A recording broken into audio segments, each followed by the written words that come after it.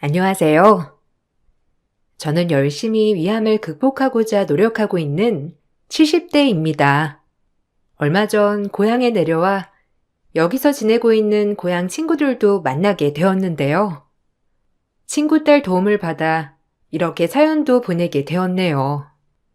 자연과 가까이 살다 보니 전보다 몸이 많이 좋아진 것 같습니다. 인생을 모두 포기하고 싶어질 때가 있었지만 지금은 죽기 살기로 버텨내고 있어요. 좋은 사람들도 많이 만나 그동안 살았던 얘기들을 꺼내놓으니 이렇게 많은 분들과 사연을 공유할 수 있는 것도 알게 되었죠. 제가 앞발이로 이렇게 버티게 되었던 이유가 있는데 바로 제 며느리 때문입니다. 전 멋모르던 시절 시집을 가 갓 20살이 되었을 때 아들을 낳았어요. 아들을 낳아 시댁에서도 너무 좋아하셨지만 이내 아들이 건강이 좋지 못하니 모든 게 제 탓이 되었죠. 돌도 안 된 아이와 함께 내쫓기다시피 나오고 난 후에는 줄곧 저 혼자 아이를 키웠어요. 살면서 내내 부족한 것들 뿐이었지만 아들은 한 번 엇나가지 않고 바르게 자라주었습니다. 그렇지만 몸이 좋지 않아서 그런지 결혼은 40대까지 하지 못했어요. 그러다가 40대가 끝나갈 무렵 결혼을 한다며 며느리를 데리고 왔죠. 처음 며느리가 인사 오던 날 정말 기분이 좋았어요. 어머니, 여기 제 아내들 사람이에요. 미자 씨, 인사해요. 여기 저희 어머니세요. 저희 결혼식은 안 하고 그냥 혼인신고만 하려고요. 이 나이에 결혼식 올리는 것도 쑥스럽고 미자 씨도 굳이 결혼식까지는 올리지 않아도 된다고 해서 그냥 소소하게 식사하고 혼인신고만 하기로 했어요. 미자 씨 집에서도 그렇게 하는 게 좋을 것 같다고 했고요. 어머니, 안녕하세요. 안 그래도 동욱 씨한테 말씀 많이 들었어요. 저희 집에서는 이미 동욱 씨가 다 인사를 해서 걱정 안 하셔도 돼요. 사실 늦게 결혼을 하는 거라 너무 크게 결혼식을 올리는 건 좀 아닌 것 같아서 저희끼리 소소하게 축하하기로 했는데 어머니 괜찮으시죠? 친정엄마가 계시지만 전 어머님을 제 친정엄마처럼 생각할게요. 저희 잘 지내봐요. 그래, 고맙다. 우리 아들이랑 결혼해 주겠다고 해서 내가 얼마나 고마운지 몰라. 나는 다른 거 필요 없고 우리 아들이랑 행복하게 잘 지내기만 해주면 바랄 거 없어. 건강하게 행복하게만 지내다오. 그럼요, 어머님. 걱정하지 마세요. 저랑 동욱 씨랑 잘 지낼게요.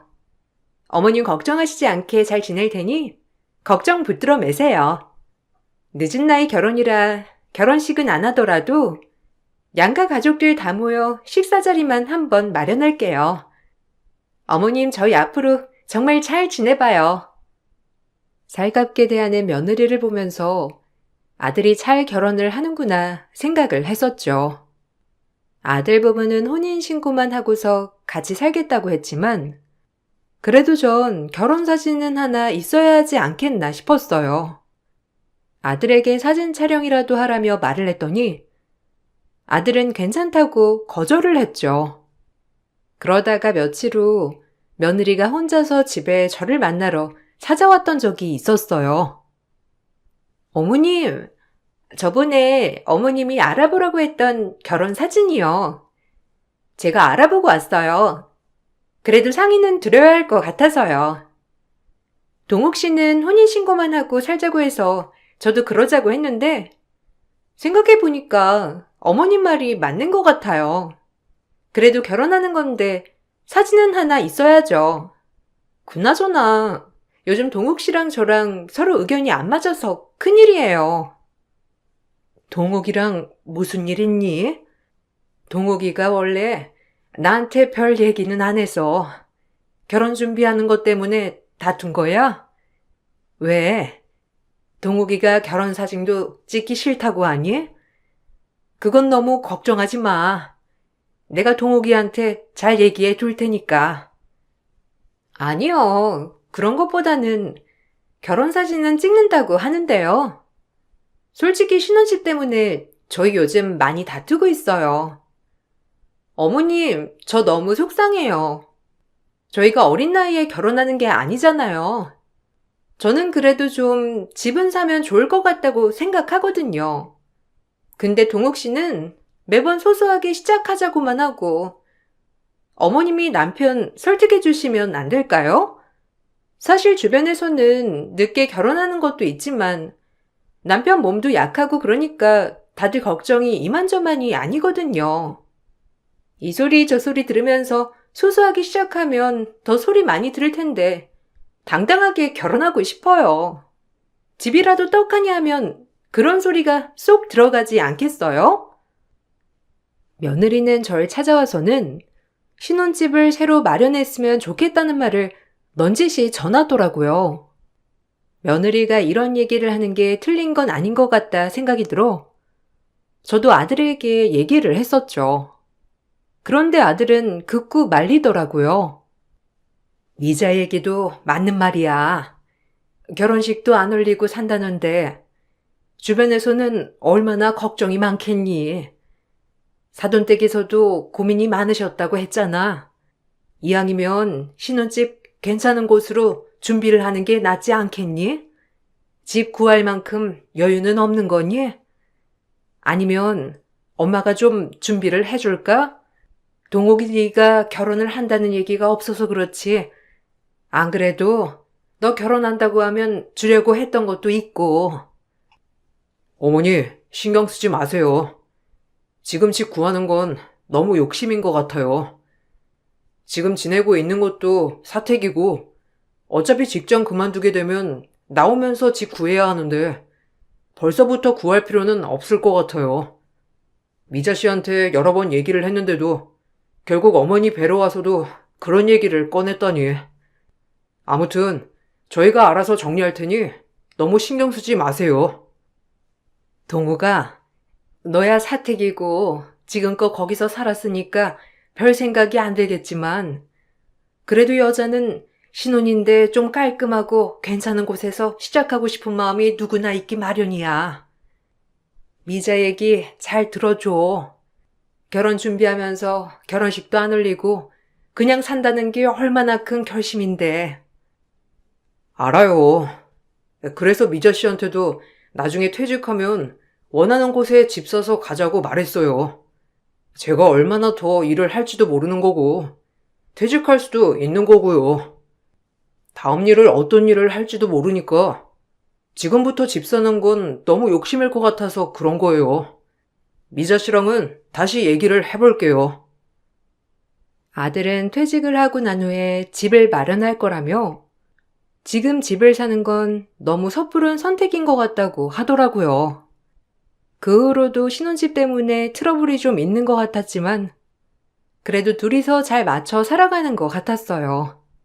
아들은 어릴 적에 잔병치레가 많았고 특히나 알레르기가 있는 음식들이 많았어요. 음식을 먹을 때면 이것저것 꼼꼼하게 봐야 하니 까다로운 편이었는데 대부분 먹지 않는 이상 별다른 트러블이 없었지만 피부에 닿기만 해도 알레르기가 올라오는 재료도 있었어요.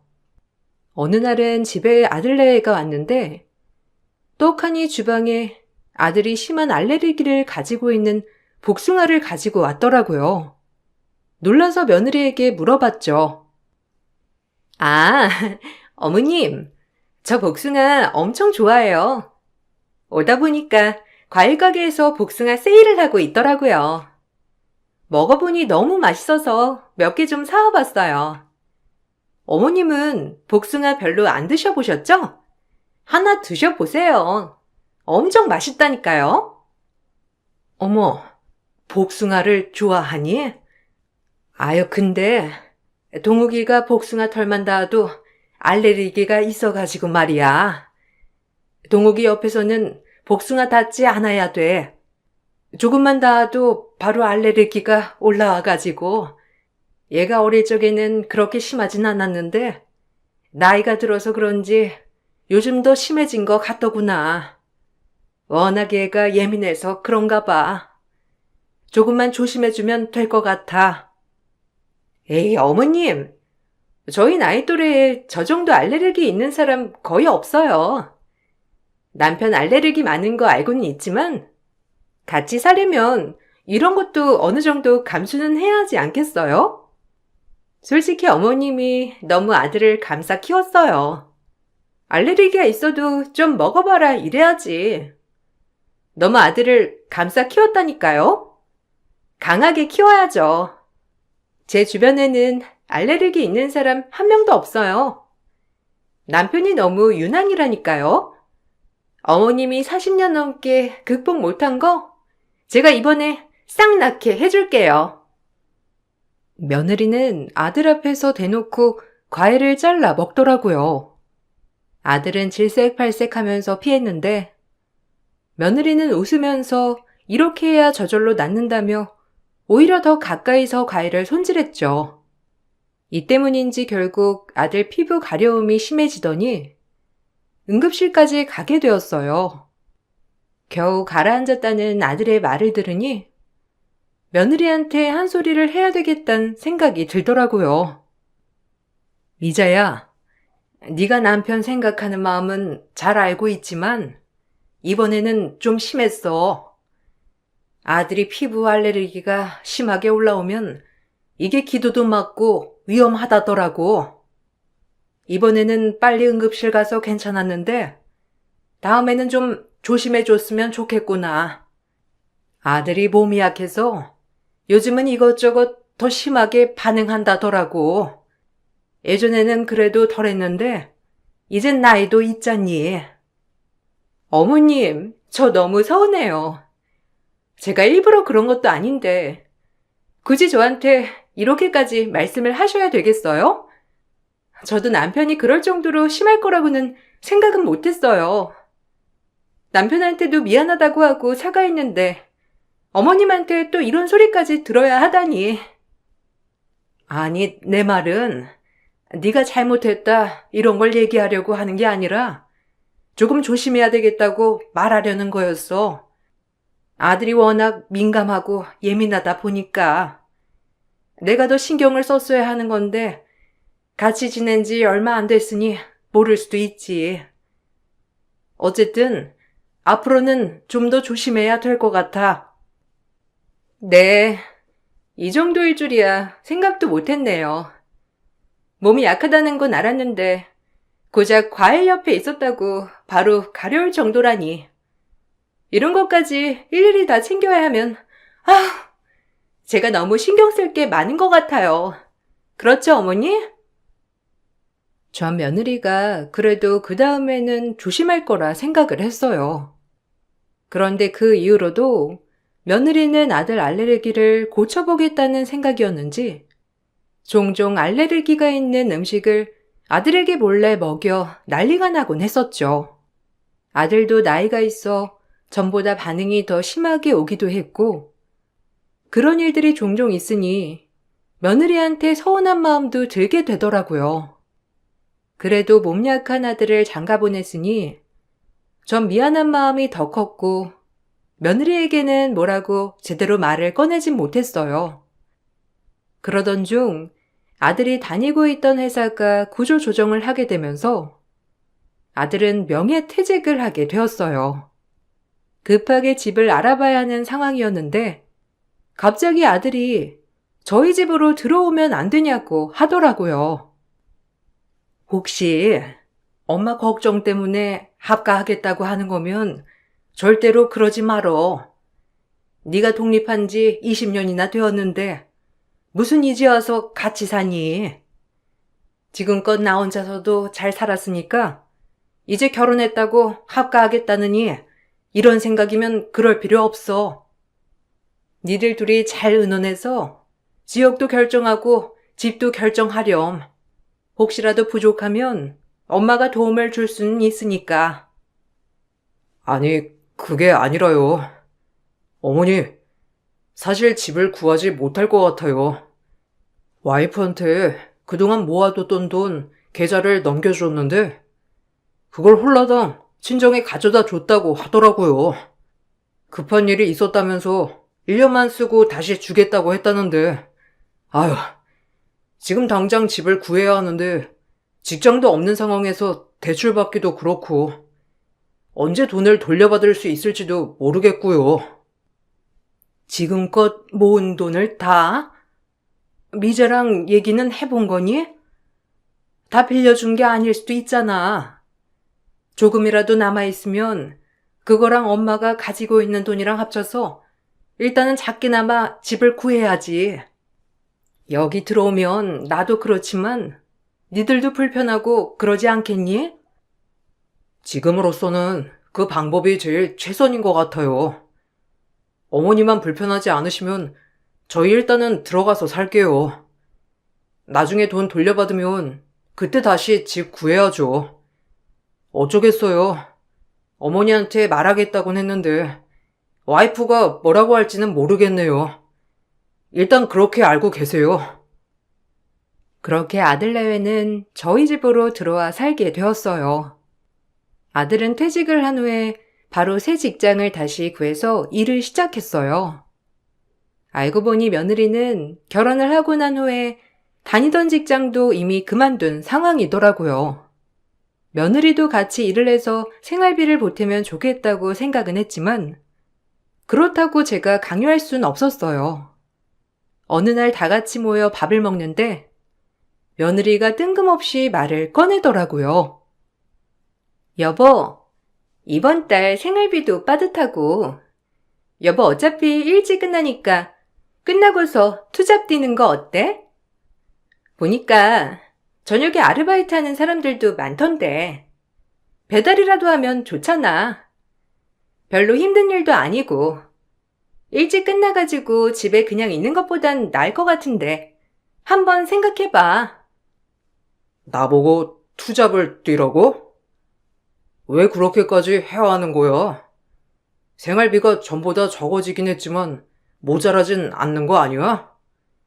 내가 저축하고 있던 것도 안 내도 된다고 했고, 그러면 지출하는 게 줄어들었을 건데 왜 갑자기 투잡을 얘기해? 우리 집에 지금 입이 셋인데 어떻게 세 식구 생활비를 당신 돈으로만 해결하라는 거야. 당신은 살림을 안 하니까 모르는 거지. 전보다 돈도 줄어들었는데 어른 3명 입을 다 해결하라고? 거기다가 당신은 먹는 것도 까다롭잖아. 허구한 날 이건 안 된다 어쩐다 하면서 그 까다로운 입 맞추려고 하면 장 보는 것도 어디 쉬운 줄 알아? 아이고, 됐다.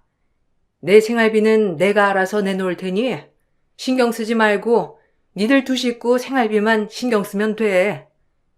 그리고 여기 공과금이나 이런 건 내가 다 낼 테니까 그냥 너희들 식비만 생각하고 집 마련할 것만 생각하면서 저축하렴. 솔직히 어머님, 요즘 세상에 시어머니 모시고 사는 며느리가 어디 있어요? 주변에 물어보면 다들 놀래요. 왜 시어머니랑 같이 사냐고. 어머님도 너무 그런 거에 서운해하지 마세요. 아들네가 모시고 사는 집, 요즘 같은 시대에 없는 거 아시죠? 남편 벌이가 줄어들었으니 어머님도 좀 보태시긴 하셔야 하잖아요. 애초에 남편이 직장 그만두지 않았으면 이런 일도 없었을 건데. 며느리 말에 기가 막혔어요. 사실 저희 집에 아들네가 들어오고 난 후로 공과금은 더 많이 나왔고 집안도 엉망진창이었지만 며느리는 불편하다는 핑계로 낮에는 방에서 꼭 박혀 나오지도 않았고 온갖 집안 살림은 제가 다 하고 있었거든요. 밖에서 아무리 청소하고 빨래를 하고 있어도 며느리는 한 번 집안일을 해보지도 않았는데도 당당하게 저런 말을 하니 기가 막히더라고요. 아들은 열심히 돈을 벌기 위해 노력했어요. 낮에 직장에서 퇴근을 하고 오면 야간에는 배달 일을 시작했어요. 그런데 며느리는 아침 출근할 때도 그렇지만 저녁에 아들이 끝나고 집에 와서도 한 번을 배웅하거나 나와보질 않았어요. 매번 잠을 자느라 깨어있지 않더라고요. 미자야, 요즘 보니까 새벽에 자꾸 깨나서 거실에서 TV 보는 것 같던데 그래도 아침에 동욱이 나갈 때 같이 깨나서 배웅이라도 해주면 좋지 않겠니? 아침에 깨는 게 힘들면 아니면 동욱이 오기 전까지만이라도 저녁에 깨어있는 건 어떠니? 요즘 통 너희 둘이 얼굴 보는 시간도 별로 없는 것 같아서 그렇게라도 얼굴 보는 게 나을 것 같지 않니? 어머님, 어떻게 그렇게 해요? 남편은 아침 새벽부터 출근하는데 제가 그 시간에 깨나서 뭐 하라고? 저녁에도 너무 늦게 들어오잖아요. 저는 아침이랑 저녁에는 잠이 많아서 못 깨어 있어요. 솔직히 이렇게 사는 거 다 남편이 만든 거잖아요. 회사에서 그냥 끝까지 버티고 있으면 될걸. 명예퇴직은 왜 신청해서는? 저녁에도 일하는 건 다 남편 탓이니까 저보고 배웅 바라지 마세요. 아니, 아무리 그래도 너희들 같이 으쌰으쌰해서 얼른 돈 모아 집도 마련해야 할 거 아니니? 아들이 요즘 기운도 통 없는 것 같고 피곤해 보이는데 나보다는 와이프인 네가 옆에서 힘주고 응원해주면 더 좋지 않겠어? 어머님이 그렇게 말씀하시면 저 너무 서운해요. 제가 뭐 집에서 노나요? 남편이 벌어오는 그 작은 돈으로 어떻게 돈 모아야 하나 엄청 고민해야 하고 살림도 해야 하고 제가 오죽하면 새벽에 잠이 안 와서 깨어 있겠어요. 다 남편 때문에 제가 불면증 생긴 거라니까요. 남편이 멀쩡히 직장 다닐 때는 이런 걱정 한 번 해본 적도 없어요. 그리고 남편도 그렇게 해달라고 안 하는데 어머님이 그러라고 하는 건 좀 선 넘으신 것 같아요. 며느리의 당당한 태도에 말문이 막히더라고요. 며느리는 아들이 자기 밥보다는 엄마 밥을 더 좋아할 거라며 매번 저에게 밥을 차려달라고 요구했고 청소나 빨래도 제대로 하지 않았죠. 가끔 제가 몸이 좋지 않아 힘들어할 때면 며느리는 배달을 시켜주곤 했는데 그럴 때마다 좋은 며느리 둬서 배달 음식도 먹어보는 거 아니겠냐고 하더라고요. 어느 날은 며느리가 저에게 뜬금없이 보험 수익자를 물어보기도 했어요. 어머님, 혹시 남편 지금 가입한 보험 수익자가 다 어머님으로 되어 있어요? 이번에 서류 좀 정리하다 보니까 발견했는데 온통 다 어머님이 보험 수익자로 지정되어 있네요. 거기다가 가입도 죄다 어머님이 하셨던데. 그래도 이제 결혼했는데 수익자는 변경해야 하는 거 아니에요? 저는 남편이나 어머님이 아무런 말도 안 하길래 보험 가입 안 되어 있나 했더니만 아, 그건 아니야.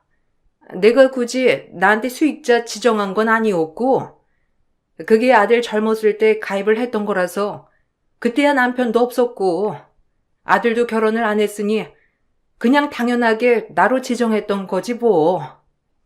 나도 보험은 신경 안 쓰고 있었는데 그러고 보니 보험 수익자도 변경을 해야 되는 거구나. 어떻게 어머님이 모르실 수가 있어요? 보험금도 어머님 계좌에서 빠지고 있었던 건데 그냥 저한테 주기 싫으신 건 아니세요? 서운해요 정말. 말이라도 좀 해주시지. 이번에 남편 보험 가입하려고 보니까 생각보다 잘 가입되어 있다고 해서 찾아봤더니만 죄다 어머님이 수익자시던데요? 이제 결혼했으니까 저로 바꿔주세요. 남편한테 말했더니만 안 된다고 말하던데 어머님이 좀 바꾸자고 말이라도 해주세요. 며느리는 뜬금없이 보험 수익자를 본인으로 바꿔달라고 했죠. 저는 별 생각 없이 아들에게 그러자고 했지만 아들은 어쩐 일인지 절대 바꿀 수 없다고 고집을 부리더라고요. 며느리는 계속해서 저에게 수익자 변경을 해달라고 했고 전 아들이 반대해서 어쩔 수 없다고 하자 며느리는 서운하다고 했었어요. 이때는 정말 대수롭지 않게 생각하고 지나갔었는지 이제와 생각해보니 소름 돋는 일이었더라고요. 어느 날부턴가 며느리는 갑자기 부지런해지기 시작했어요. 아들 건강이 점점 안 좋아지는 것 같다면서 야간에 일을 하러 가기 전에 주스를 갈아서 주기 시작했죠. 주스 가는 거 귀찮지 않니?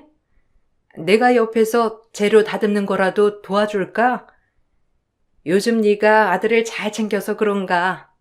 아들이 요새 활기가 넘치는 것 같아서 보기 좋아. 고마워.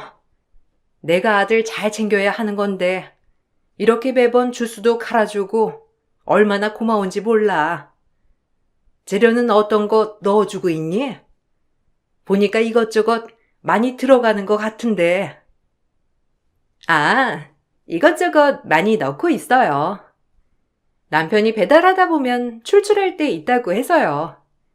그렇다고 빵이나 이런 거 챙겨주면 소화가 잘 안 되니까 가볍게 갈아준 주스가 나을 것 같더라고요.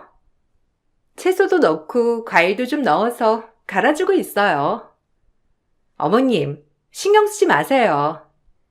솔직히 이런 거 제가 챙겨야 하는 건데 제가 재료까지 싹 다 손질해가지고 한 번에 만들어주고 있으니까 신경 안 쓰셔도 돼요. 고맙다 정말. 그래도 와이프라고 갈아주는 거 깔끔하게 먹어주니 나도 너무 기쁘구나. 엄마가 갈아줄 때는 맛없다면서 입에도 안 대던 애가 네가 만들어주니 저렇게 잘 먹고 다니니까 얼마나 좋은지. 재료 필요한 거 있으면 언제든지 말하렴.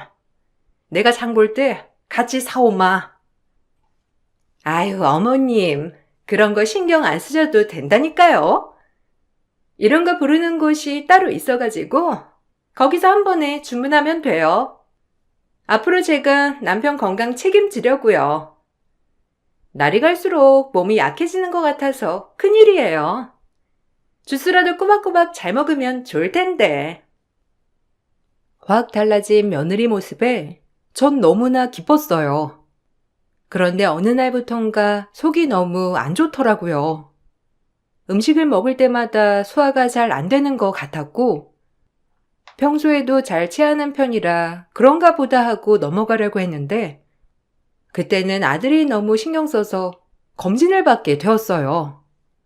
그렇게 검진을 받았더니 위암 초기 판정을 받았어요. 네? 위암이요? 어머님, 위암 걸리셨다고요? 병원에서 몇 기라고 하는데요? 초기면 수술도 해야 하는 거예요? 아, 지금 넉넉하지 않은 상황인데. 어머님, 보험 가입은 하신 거죠? 보험 청구하면 그래도 돈 꽤 나올 텐데. 지금 당장 치료를 받아야 한대요? 수술 비용은 얼마예요?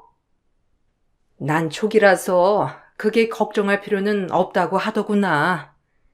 조직만 금방 떼어낼 수 있다고 하고 항암하면 괜찮아질 거라고 하니 너무 걱정하지 마. 보험도 가입이 다 되어 있으니까 청구하면 되겠지.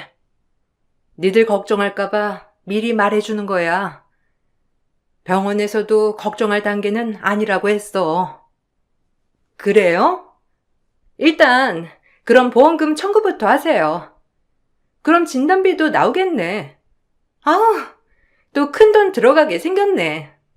저번에 어머님 검진 받는다면서 검진 비용 낼 때도 후들후들 하면서 냈는데. 항암은 여러 번 받아야 하는 거 아니에요? 그거 다 보험으로 처리가 되나 모르겠네. 지금 이 상황에서 돈 얘기가 나와? 지금 발견한 것만으로도 다행이지. 자꾸 왜 돈동 거리는 거야? 엄마 보험도 다 가입되어 있고 초기라서 괜찮다고 하잖아. 그걸 다행이라고 생각해야지. 당신 왜 그런 식으로 말을 해? 됐다. 다투지 말아라.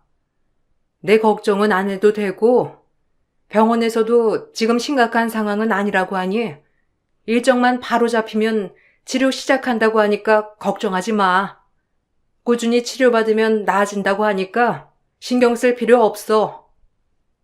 위암 초기 판정을 받았다는 사실을 전하자 며느리는 바로 돈 걱정부터 하더라고요. 제가 검진을 받을 때도 검진 비용이 비싸다면서 굳이 받아야 하냐고 말렸던 며느리였는데 암으로 항암을 해야 한다는 소식을 들으니 바로 비용부터 확인을 했죠. 서운한 마음이 들었지만 그래도 아들 외벌이에 아들이 이 비용까지 본인이 내겠다고 하니 마음이 심란해 그럴 수도 있겠다는 생각이 들었어요. 전 얼른 몸을 추슬러야 되겠다 생각을 했어요. 그런데 안 좋은 일은 겹쳐서 일어난다더니만 아들이 갑작스럽게 사고로 죽게 되었어요. 야간에 배달을 하다가 사고가 났다며 전화를 받았는데 그 이후로 어떻게 장례를 치렀는지 기억도 안 날 정도로 전 크게 좌절을 했어요. 그런데 며느리는 너무나도 태연하더라고요. 장례도 갑자기 2일장으로 빨리 치러지게 되었죠. 미자야, 왜 이렇게 우리 아들 빨리 보내는 거니? 며칠만 장례라도 제대로 치르고 보내주자꾸나. 사고가 왜 났는지도 아직 확실해진 것도 아니고, 경찰도 조금 더 조사를 해봐야 한다고 하는데, 이렇게 빨리 장례를 치러도 되는 거니? 더 시간 지나봤자 뭐가 달라지겠어요. 죽었던 아들이 살아서 돌아와요? 어머님 몸도 안 좋으신 양반이 장례 치를 기운은 있으시고요? 그냥 빨리빨리 정리하는 게 낫죠. 배달하다가 사고 난 거라고 하잖아요. 남편이 갑자기 차 앞으로 끼어들었다고 하는데 시간 끌어봤자 좋을 거 없어요. 아무리 그래도 경찰에서도 뭔가 의심스러우니까 더 조사를 해보겠다고 하는 거 아니겠니? 다른 건 몰라도 우리 아들이 그렇게 위험하게 운전할 애가 아닌데 나도 뭔가 좀 이상하구나. 조금만 더 기다려보자. 장례를 좀 미루는 것도 나을 것 같아. 어머님이 장례 치르실 거예요? 이거 다 제가 치러야 하는 건데 저 더 시간 끌면 못해요. 안 그래도 남편이 갑자기 떠나서 마음도 심란한데 어머님까지 저한테 이러지 마세요. 이런다고 죽은 사람 돌아오는 거 아니니까 제발 정신 좀 차리세요. 결국 아들이 사고로 죽은 지 이틀 만에 화장까지 모두 마치고 장례를 마무리했어요. 아들이 납골당에 안치가 되고 난 후 며느리는 급한 볼일이 있다면서 가버렸죠. 전 한참을 아들 납골당 앞에서 서성이다 저녁이 다 되어서야 집으로 돌아왔어요. 그런데 집으로 가보니 며느리가 자기 친정 식구들을 타 집으로 불렀더라고요. 아니, 이게 지금... 미자야, 너희 식구들 오늘 여기로 오기로 한 거니? 아까 납골당에서는 아무도 안 계셨던 것 같은데 언제 오셨어요? 제가 아들 납골당에 좀 있다 오느라고 오신 줄도 몰랐네요. 제가 지금 경황이 없어서 식사 시간인데 준비된 게 없네요. 며느라, 오늘은 네가 식구들이랑 나가서 식사를 하고 오너라. 나는 집에서 대충 챙겨 먹을 테니 죄송하지만 제가 지금은 신경 쓸 만한 상황이 아니라서요. 무슨 소리 하는 거야, 이 아줌마? 위암인데 뭘 처먹겠다고 기어들어와? 아줌마, 여기 이제 제 집이거든요? 남편 죽었으니 남편 이름으로 된 이 집 제 거란 거 아시죠? 아줌마랑은 이제 남이니까 당장 이 집에서 나가세요. 뭐? 지금 뭐라고 했니? 이 집에서 나가라고? 아줌마? 너 지금 제정신이니? 이 집이 그리고 왜 네 집이야? 그래, 내가 이상하다고 생각을 했어. 이 집 차지하려고 그렇게 아들 일찍 보내려고 한 거니? 고작 내가 이 집 차지하려고 그랬을까 봐요? 아줌마, 이제 아줌마 지켜줄 아들 없어. 불쌍해서 봐줬더니만. 아들 죽었으니 당신이랑 나랑은 이제 남남이지 뭐. 가족이라는 둥 이러면서 챙겨달란 소린 안 하겠지? 아줌마, 짐은 내가 보내줄 테니까 내 집에서 나가! 당황해 서 있는 제 팔을 며느리 친정 식구들이 끌고선 밖으로 절 내쫓았죠. 아들을 잃은 슬픔에 몸을 가누기도 어려웠던 전 아무런 저항 없이 쫓겨나고 말았어요. 며느리의 실체를 알고 나니 무엇보다 멍청했던 절 원망하게 되더라고요. 아들 납골당에 찾아가 그 앞에서 목 놓아 오열하고 있는데 누군가가 제 어깨를 두드렸죠. 동욱 씨 어머님 되시나요? 저는 동욱 씨가 배달하던 곳 사장이에요. 장례식장에 가려고 했는데 이미 장례가 끝났다고 해서 물어물어 여기까지 찾아오게 됐네요. 동욱 씨 일은 정말 죄송합니다. 사장으로서 제가 더 신경 썼어야 했는데 그날 제가 신경을 많이 못 쓴 것 같아서요. 경찰분들이랑은 얘기를 좀 나눠보셨나요? 사실 제가 좀 이상하다고 생각한 게 있어서요. 네? 이상한 거요? 그날 사고 때문인가요? 안 그래도 며느리한테 물어봤었는데 그날 동욱이가 낮부터 피곤하다는 얘기를 했다더군요. 아마 배달하다가 졸려서 잠이 와 그런 것 같기도 하고 졸음 운전하다가 차 앞으로 바로 쓰러졌다고 들었어요. 차가 피할 새도 없이 그냥 밟고 지나간 거라고. 아니 그게 좀 이상해서요. 분명 저희 가게로 왔을 때는 졸린 기색이 하나도 없었거든요. 그리고 피곤하다고 하면 저희도 굳이 배달을 안 시키고요. 거기다가 그때 사고 났을 때 차량 블랙박스를 제가 확인을 했었는데 졸렸다기보다는 동욱 씨가 쓰러지면서 목 주변을 잡고 있었거든요. 그래서 이상하다고 생각해서 장례식장에 그 영상 가지고 갔었는데 이미 장례가 끝나 있더라고요. 동욱 씨 알레르기 있다는 거 저도 알고 있거든요.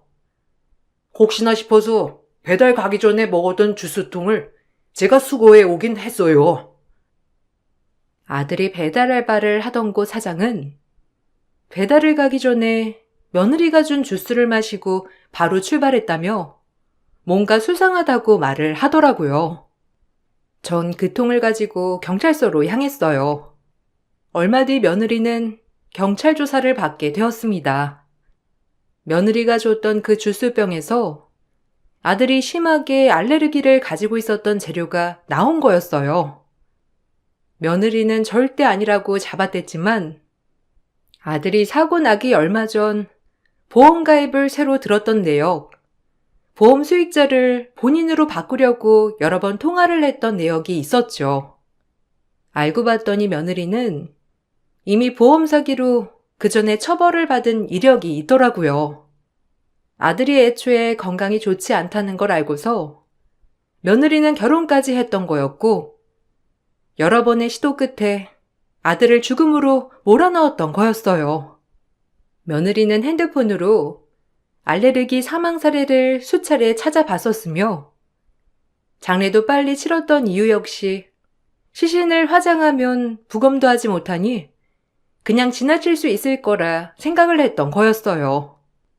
배달업체 사장이 아니었다면 정말 끝까지 모른 채 지나칠 수 있었던 거였죠. 며느리는 그렇게 징역형을 받게 되었고 현재도 수감 중에 있답니다. 처음 저 역시 아들의 곁으로 따라가려고 했지만 배달업체 사장이 저에게 해줬던 말 때문에 지금 이렇게 꿋꿋하게 버티고 있답니다. 아들은 저와의 세계 여행 때문에 며느리와 다투면서까지 싫다고 했던 배달 투잡을 시작한 거였더라고요. 평생을 몸 약한 본인 때문에 여행 한번 제대로 못 해봤을 저에게 더 늦기 전에 선물을 해주고 싶다며 그렇게 배달하며 번 돈은 통장을 따로 마련해 모아두고 있었어요. 아들의 그런 마음을 알고 전 세상을 등지려고 한 결심을 잠시 접어뒀답니다. 그렇게 고향으로 내려와 요양하며 건강을 챙기고 있어요. 지금은 좋은 친구들과 전국 여행을 계획하고 있답니다. 다시 아들을 만나게 된다면 덕분에 좋은 여행 했다고 꼭 말할 수 있었으면 좋겠네요. 제 얘기 들어주셔서 감사드립니다. 얼마나 남아있을지 모르는 삶을 더 가치 있게 지내보려고요. 여러분들도 건강하시길 바랍니다. 안녕하세요. 저는 조치원에 살고 있는 40대 초반 여자입니다. 많은 고민 끝에 사연을 신청하게 된 이유는 남편과 저희 부모님의 관계 때문인데요. 지금의 상황을 어떻게 받아들여야 할지 모를 정도로 상당한 충격을 받은 상태라 현재 제가 내린 결정이 옳은 건지 판단이 서질 않아 혼란스럽기만 합니다.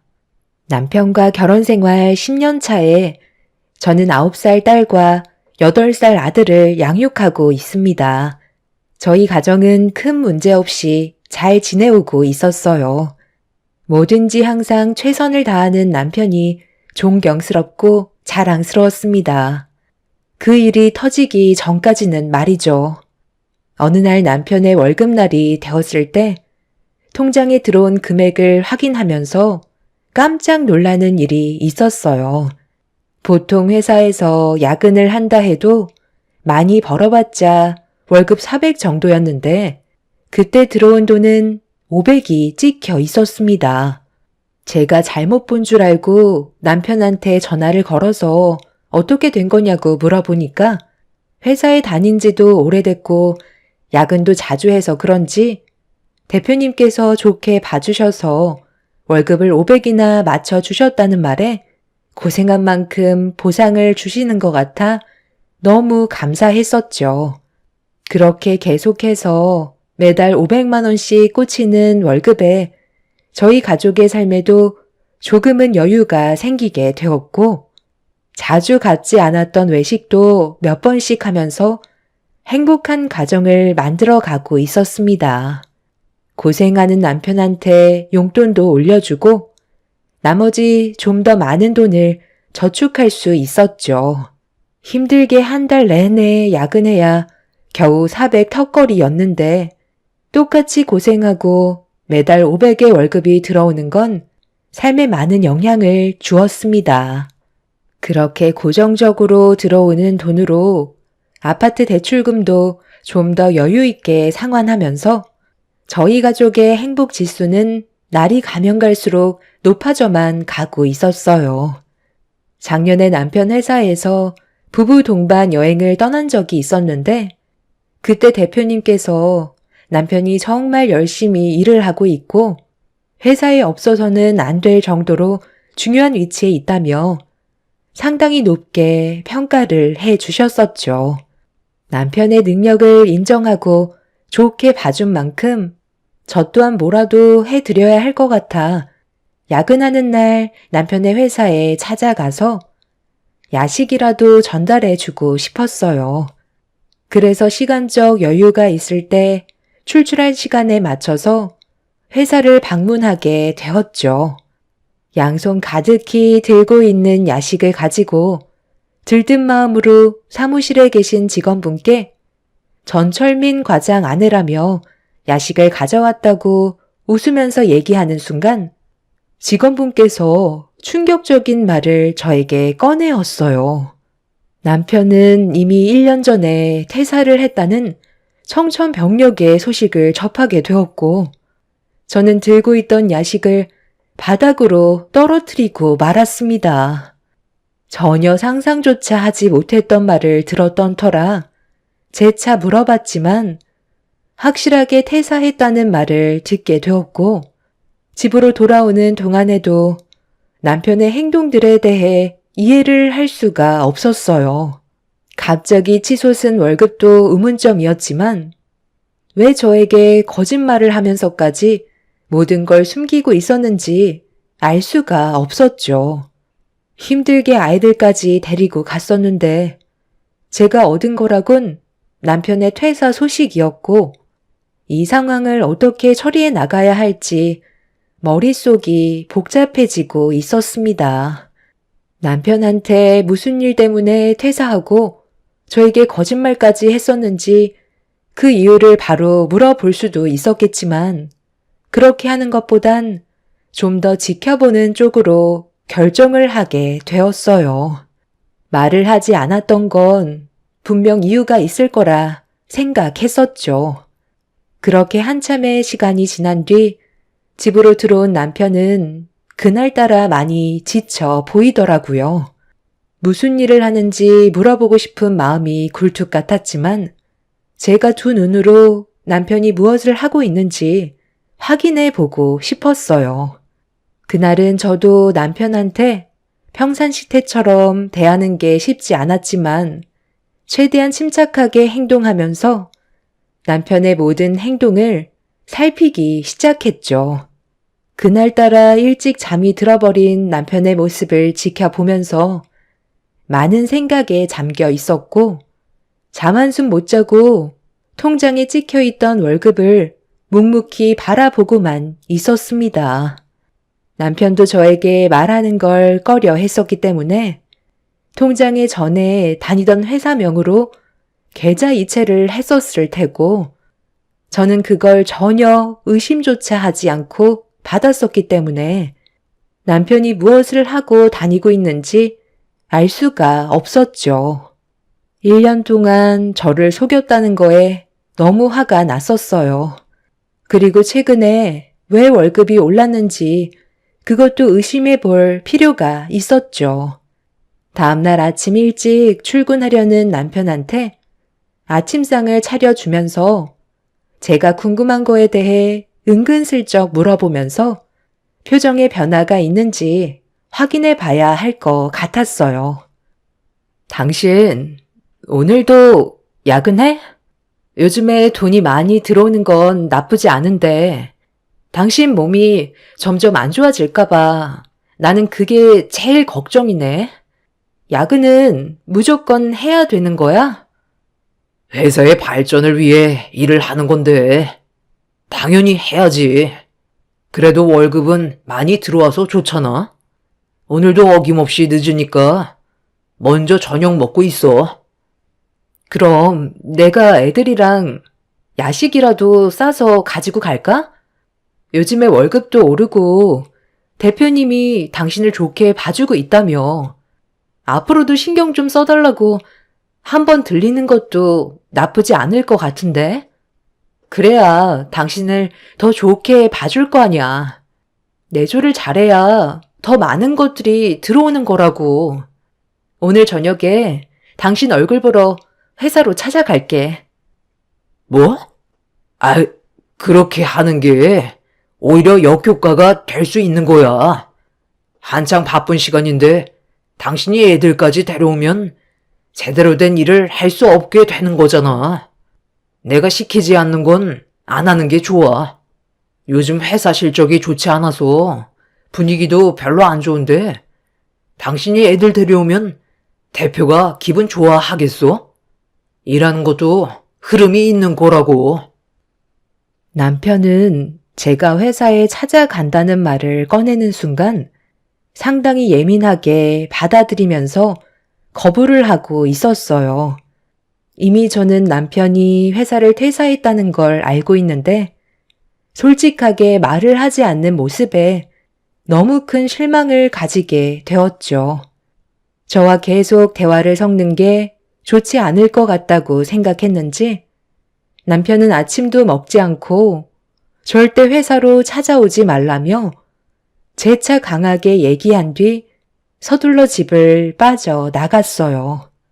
확실히 뭔가 있다는 걸 알게 된 순간 조사를 해볼 필요가 있다고 판단돼 남편의 뒤를 밟아봐야 할 것 같았습니다.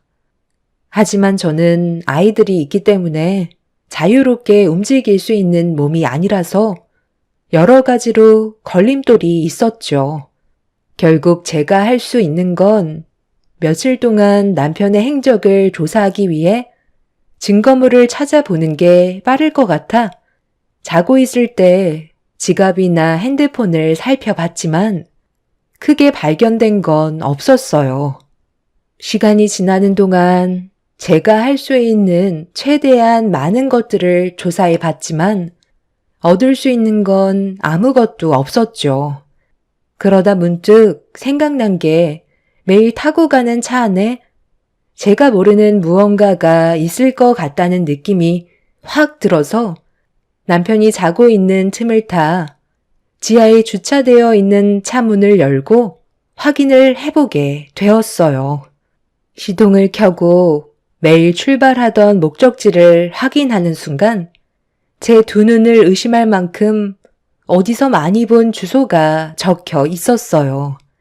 항상 아침마다 반복적으로 도착했던 그곳은 저도 잘 알고 있는 저희 친정집 주소였고 남편이 왜 친정집에 가는지 이해를 할 수 없었습니다. 차 안에 있던 블랙박스 영상을 추가적으로 확인을 해보니 내비에 찍혀 있던 친정집에 차를 주차시킨 것까지 확인을 할 수 있었죠. 그때부터 머릿속이 복잡해지기 시작했어요. 전혀 예상하지 못했던 목적지라 저는 더욱더 조심스럽게 행동할 필요가 있었죠. 저는 다음날 남편이 출근할 때 무조건 따라 붙어서 도대체 뭘 하고 있는지 두 눈으로 확인을 해봐야 했어요. 그래서 남편이 출근하겠다며 현관문을 나서는 순간 부랴부랴 아이들을 데리고 미리 예약해둔 택시를 타고 서둘러 남편의 뒤를 바짝 쫓았습니다. 그렇게 한참을 달려 남편이 차를 멈춘 곳은 저희 친정집이었어요. 그리고 잠시 뒤 남편이 차에서 내리더니 누군가를 기다리는 듯 움직이지 않고 차에 몸을 기대고 있었습니다. 그리고 잠시 뒤 의문의 차량 한 대가 멈춰섰고 그 차 안에 남편이 올라탔어요. 저는 그 차를 놓치지 않기 위해 택시 기사님께 바짝 쫓아달라고 부탁한 뒤에 한참 동안 의문의 차량을 바짝 뒤쫓기 시작했습니다. 그렇게 30분 정도 달려 어느 건물에 도착을 했는데 그 건물 안에서 저희 아빠가 뛰어나오셨고 차에서 내리는 남편을 반겨주며 같이 건물 안으로 들어가고 있는 걸 확인할 수 있었죠. 도대체 뭘 하고 있는 건지 전혀 감이 잡히지 않은 상황 속에 제가 걱정하고 있는 얼굴로 건물을 유심히 바라보고 있자 택시 기사님께서 손가락으로 무언가를 가리켰어요. 제가 지금 하는 말이 확실치는 않지만 이 건물을 봤을 때 대충 짐작이 하나 가는 게 있긴 하거든요. 아마 남편분께서 노름을 하는 게 아닐까 생각됩니다. 네? 노름이요? 저희 남편은 그런 거 아주 질색을 하는 사람이에요. 그걸 알면 제가 결혼을 했겠어요? 기사님께서 그건 잘못 짚으신 것 같네요. 저도 그냥 짐작일 뿐이지만 건물 안으로 남자분들이 지속적으로 들어가고 있잖아요. 그리고 하나같이 주위를 살피는 것도 비슷하고요. 그런데 저 건물에 유독 눈에 띄는 간판 하나가 보이죠? 무언가를 알려주고 있는 것 같은 느낌이 들지 않아요? 저 간판이 제가 봤을 때 꾼들이 들어가는 곳인 것 같습니다. 저도 택시밥을 오래 먹다 보니까 저런 곳 대충 알고 있는데 방금 어떤 어르신께서 그쪽 남편분을 데리고 급하게 들어가셨잖아요. 무언가 도움이 절실히 필요해 보이는 눈빛이던데 궁금하시면 직접 들어가셔서 확인해 보시는 게 좋을 것 같아요. 아이들까지 데리고 들어가는 건 위험할 수도 있으니까 제가 옆에서 잘 돌봐주고 있겠습니다. 저도 손님 남편분께서 그런 행동을 하지 않았으면 좋겠지만 손님보다 인생을 좀 더 경험해 본 바로는 거의 확실한 것 같네요. 저는 택시 기사님의 말을 듣는 순간 가슴이 철렁 내려앉아 버렸어요. 저도 오만 가지 생각을 하긴 했었지만 꾸준하게 들어오는 돈이 있었기 때문에 노름이라고 생각해 본 적은 단 한 번도 없었습니다.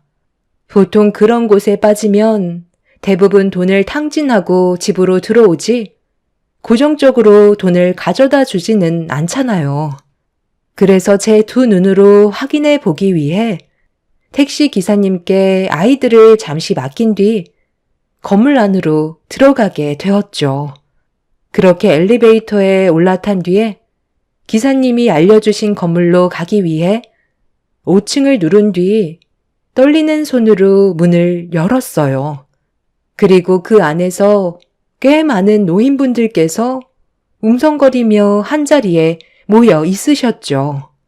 많은 사람들이 무언가를 구경하듯 몰려 있는데 거기에서 아빠의 목소리가 들려왔어요.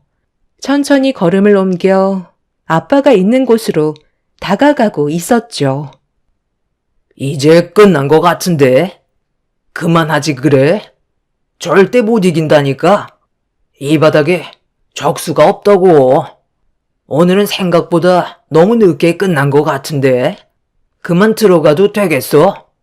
내 사이가 얼마나 대단한지 이제 알겠어? 도전할 사람 있으면 지금 당장 들어와.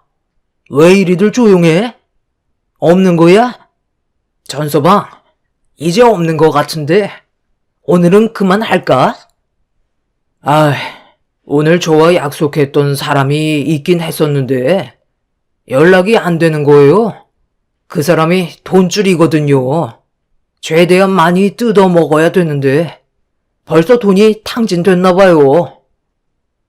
지금 여기서 다들 뭐 하는 거야?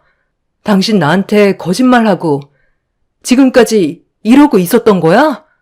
아빠가 이 사람 끌어들인 거예요? 회사까지 퇴사하고 뭐 하는 짓이냐고. 할 짓이 그렇게 없어? 당신 나한테 뭐라고 그랬어? 노름은 싫다고 했었잖아. 말만 꺼내도 경기를 일으키던 사람이 여기서 돈 땄다고 좋아하고 있어? 여보? 아니, 여긴 어떻게 알고 온 거야? 뭔가 오해를 하고 있는 것 같은데 이건 노름이 아니야. 순전히 노력해서 얻은 결과물이라고. 당신이 상상하는 게 눈앞에 펼쳐져 있는 게 아니잖아. 이건 건전한 거라고. 머리 싸움으로 노력해서 얻은 거라니까. 내기와 노름은 전혀 다른 거야. 내가 다 설명할 테니까 일단 나가자. 이건 어찌됐든 땀 흘려 버는 돈은 아닌 거잖아. 당신이 1년 동안 나한테 숨기고 있었다는 것 자체가 문제가 있는 거 아니야? 정말 이런 사람인 줄 몰랐는데 당신한테 너무 큰 실망을 했어. 얼마 전에 내가 회사에 다녀갔었어. 당신이 야근한다고 해서 고생하는 게 안쓰러워 야식을 준비해서 찾아갔었다고. 그런데 퇴사한 지 1년이나 됐다더라. 내가 그 말을 듣고 얼마나 큰 충격을 받았는지 알아? 나한테 조금이라도 미안한 마음이 있었더라면 1년간 속이는 일은 전혀 없었겠지. 나랑 이혼하고 싶지 않으면 이딴 거 당장 때려치워. 이런 것도 모르고 나는 당신이 너무 고생하는 것 같아 얼마나 마음이 아팠었는데. 일단 진정하고 아빠 말 좀 들어봐. 이건 정말 건전한 게임이야. 너도 알고 있는 거잖아. 주위 사람들 좀 봐봐라. 다들 그냥 바둑 들어 온 것뿐이라고. 그런데 이 사람들 중에서 서로 잘났다고 내기하는 사람들이 있어서 전서방과 한판 했던 게 소문이 나면서 서로 한번 붙어보겠다고 하길래 이게 어느 정도 돈이 된다는 걸 알게 되면서 대전료를 받기 시작한 거야. 노름과는 전혀 다른 거라니까. 전서방이 얼마나 많이 이겼으면 이거 봐봐라. 상당히 많은 돈이 쌓여 있잖아. 나는 지역적으로 꽤 입소문이 난 사람들을 섭외해서 대전료를 받고 전서방과 매칭을 시켜주고 있는 거라고. 이기면 그만큼 많은 돈을 챙길 수 있잖아. 회사에서 힘들게 일해서 버는 돈보다 자기가 좋아하는 일로 돈을 버는 게 훨씬 더 큰 이익 아니겠어? 전서방은 재능이 있다니까. 여기까지 온 김에 우리 밥이나 먹으러 나가자. 너도 전서방을 자랑스럽게 생각해야 돼. 여기에 있는 사람들은 전서방을 대단하게 생각한다니까. 바둑이 노름이라는 말 들어봤어? 그런 말 들어본 적 없지? 이건 다른 것들보다 훨씬 건전한 거라고. 1년 동안 너희 가족 굶기지 않고 오히려 더 많은 돈을 쥐어줬으면 인정해줘야 되는 거 아니니? 알고 보니 아빠가 남편을 끌어들인 거였어요. 항상 명절 때면 아빠와 남편이 같이 바둑을 뒀었는데 그때 두 분이서 잠깐 외출을 한 적이 있었죠. 제 생각에는 아마 그때부터였던 것 같아요. 내기 바둑이 돈이 된다는 걸 알고 있던 아빠는 남편의 실력을 보고 저 몰래 설득을 시킨 거였죠. 그렇게 속여온 지 1년 만에 저에게 모든 게 발각되어 버린 거였어요. 남편은 속여서 미안하다며 몇 번이나 솔직하게 말을 하려 했지만 제가 거부를 할 것 같아 차마 말을 하지 못했다면서 자신의 잘못된 행동에 대해 사과를 하고 있었어요. 하지만 남편은 이 일을 그만두고 싶은 마음은 없다면서 계속해서 내기 바둑을 하고 싶다는 의견을 내세웠죠. 그곳에선 대화 자체가 제대로 될 것 같지 않아 저희는 친정집으로 돌아와 다시 진지하게 대화를 이어 나갔습니다. 아빠와 남편은 저를 계속 설득시켰죠. 전서방이 얼마나 실력이 좋으면 여태껏 월급 한 번 구멍나지 않고 채워줄 수 있었겠어. 날이 가면 갈수록 점점 실력이 좋아지고 있다고. 여기에는 이제 더 이상 상대할 사람이 없을 정도다. 다른 지역에 있는 기원을 찾아봐야 할 정도라니까. 아빠랑 전서방 믿고 뒤에서 전폭적인 지지를 해주는 게 성공하는 길이야. 아빠, 제발 그만 좀 하세요. 그러다 언젠간 그게 한번 데일 수도 있는 거라고요. 전국에 이 사람보다 실력 좋은 사람이 얼마나 많은 줄 아세요? 당신 아직 나이도 있기 때문에 다시 안정적인 회사로 들어가는 게 나아. 당신이 어렸을 적부터 바둑을 뒀었다고 나한테 몇 번을 말은 한 적은 있었지만 이건 정상적으로 돈을 버는 방법은 아니잖아. 어찌됐든 합법적인 건 아니니까 노름이나 마찬가지라고. 나는 이런 식으로 돈 벌어오는 건 원하지 않아. 이제 그만했으면 좋겠어. 당신이 돈을 많이 벌어왔을 때 그만큼 노력을 해서 얻은 결과물로 착각하고 지금까지 당신을 존경해 왔었는데 나 몰래 우리 아빠한테 꾀임에 넘어가서 내기 바둑을 했다는 게 나는 지금 너무 마음이 아프다고. 한 번만 더 한다면 그때는 우리의 관계도 진지하게 생각해 봐야 할 거야. 너는 무슨 애가 왜 이렇게 극단적이야? 재능이 있으니까 돈도 벌어오는 거지. 전서방이랑 바둑 두는 사람들이 눈뜬 장님인 줄 아니? 다들 실력이 좋은 사람들만 찾아온다고 그랬어. 이 정도 실력을 썩히면서 살아가는 게 오히려 손해라고. 전서방 때문에 지금 우리도 얼마나 많은 이득을 취하고 있는데. 엄마는 딸한테 그런 말 말곤 해줄 말이 없는 거예요? 진정으로 딸을 생각해 준다면 제 편을 들어줘야 하는 거라고요. 돈 덜 벌어도 되니까 정상적인 일을 했으면 좋겠어. 사람이 돈만 보고 쫓아가다 보면 주위의 말은 전혀 들으려 하지 않는다더니 지금 당신이랑 아빠, 엄마 전부 눈앞에 보이는 돈 때문에 벌써 이성을 잃어버렸다고. 차라리 기원인가 뭔가 그거 차려서 손님들 받고 수강생도 키우면서 하고 싶은 일 하는 게 좋을 것 같은데 그렇게 하면 안 되겠어? 그건 돈이 안 되잖아.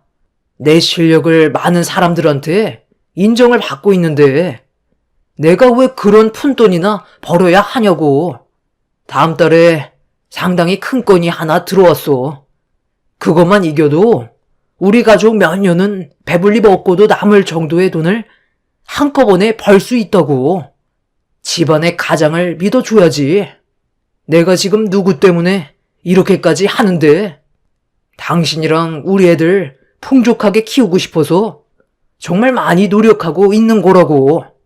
왜 집에 오면 녹초가 돼서 들어오는데 머리 쓰는 게 얼마나 힘든 줄 알아? 그래서 지금 이 일을 계속 진행하겠다는 거야? 내가 경찰에 신고라도 했으면 좋겠어? 나는 무슨 수를 써서라도 당신을 막을 거야. 나는 이건 아니라고 생각해. 너 자꾸 삐탈선 탈 거야? 지금 우리만 동의한 줄 아니? 사돈 집안에서도 돈 들어오는 거 보고 적극 찬성했다. 기회는 찾아왔을 때 잡아야 되는 거야. 저만 빼고 온 가족이 지금의 상황에 적극 찬성을 하고 있었어요. 이미 돈맛을 봐서 그런 건지 제 말은 조금도 들어주려 하지 않았습니다. 더 충격적인 건 시부모님과 저희 부모님께서 다음 달에 있을 대전료로 상당히 많은 돈을 투자했다는 걸 듣게 되었고 이미 지불했기 때문에 돌이킬 수 없는 상황이라는 걸 알게 됐을 때 하늘이 무너져 내리는 줄 알았어요. 바둑으로 돈을 번다는 건 처음 들어봤기 때문에 정말 당황스러웠었죠. 남편은 이번에 이기면 한동안 걱정 없이 살 수 있고 지금 사는 집보다 더 넓은 집으로 이사 갈 수도 있다곤 했지만 저는 너무 불안하기만 했었어요. 이미 엎어져 버린 상태라 제가 손을 쓸 수 있는 방법은 전혀 없었습니다. 집으로 돌아와서도 남편과 한바탕 하게 되었고 한참 동안 대화를 주고받았지만 제 말은 조금도 들어주려 하지 않고 있었어요. 여보세요? 너 지금 내 아들 컨디션 안 좋아지게 뭐 하는 짓이야? 지금 얼마나 많은 돈이 들어갔는지 알아? 한순간에 모든 걸 잃게 될 수도 있는 거라고. 어머님, 왜 이런 심각한 일을 저에게는 단 한마디도 하지 않았어요? 상대방이 그 일보다 더 잘할 수도 있는 건데 그 많은 돈을 투자하시면 어떡해요? 그러니까 네가 옆에서 내조를 잘해줘야 할 거 아니야? 내 아들이 쳤으면 좋겠니? 우리 2억, 사돈댁 2억 들어갔다. 이기면 그 금액의 2배 받을 수 있다고 했어. 누가 봐도 이건 건전하지 못한 거라고요. 말로는 노름이 아니라고 하시는데 이게 어떻게 노름이 아니에요? 제발 여기에서 멈춰 주셨으면 좋겠어요. 부탁드릴게요. 말귀를 못 알아듣는 거니? 이미 태전료 지불했고 약속까지 전부 다 잡았다니까. 네가 계속 이럴수록 우리만 불리해지는 거라고. 너 때문에 내 아들 컨디션 조절 못해서 폐하길 원하는 거니? 내 아들 바꿔봐라. 할 말 있으니까 빨리 바꿔보래도. 내 아들이 너 옆에 있다가는 죽도 밥도 안 되겠다. 시모가 난리를 치시자 어쩔 수 없이 남편한테 전화를 건네줬어요. 시모와 남편이 한참 동안 대화를 이어나가더니 갑자기 짐을 싸더라고요. 뭐 하냐고 물으니까 이번만큼은 꼭 이겨야 된다고 시댁에서 한동안 오지 않을 거라는 충격적인 말을 꺼내었습니다. 화가 머리끝까지 올라와 버린 저는 나가는 순간 이혼할 거라며 흥분을 가라앉히지 못했지만 남편은 가족을 위한 길이라면서 집을 나가 버렸습니다. 이미 남편은 돌아올 수 없다는 걸 알게 되었고 저는 부모님께 전화를 걸어서 남편을 다시 제자리로 돌려놔 달라고 했지만 제 말에는 두 귀를 닫아 버리셨어요. 그날 이후 남편은 제 전화조차 받지 않았어요. 시댁에도 찾아가 봤지만 시부모님께서는 문조차 열어주지 않으셨습니다. 할 수 있는 게 아무것도 없어지게 되자 넋이 나간 상태로 남편을 기다릴 수밖에 없었고 경찰한테 신고조차 할 수 없었죠.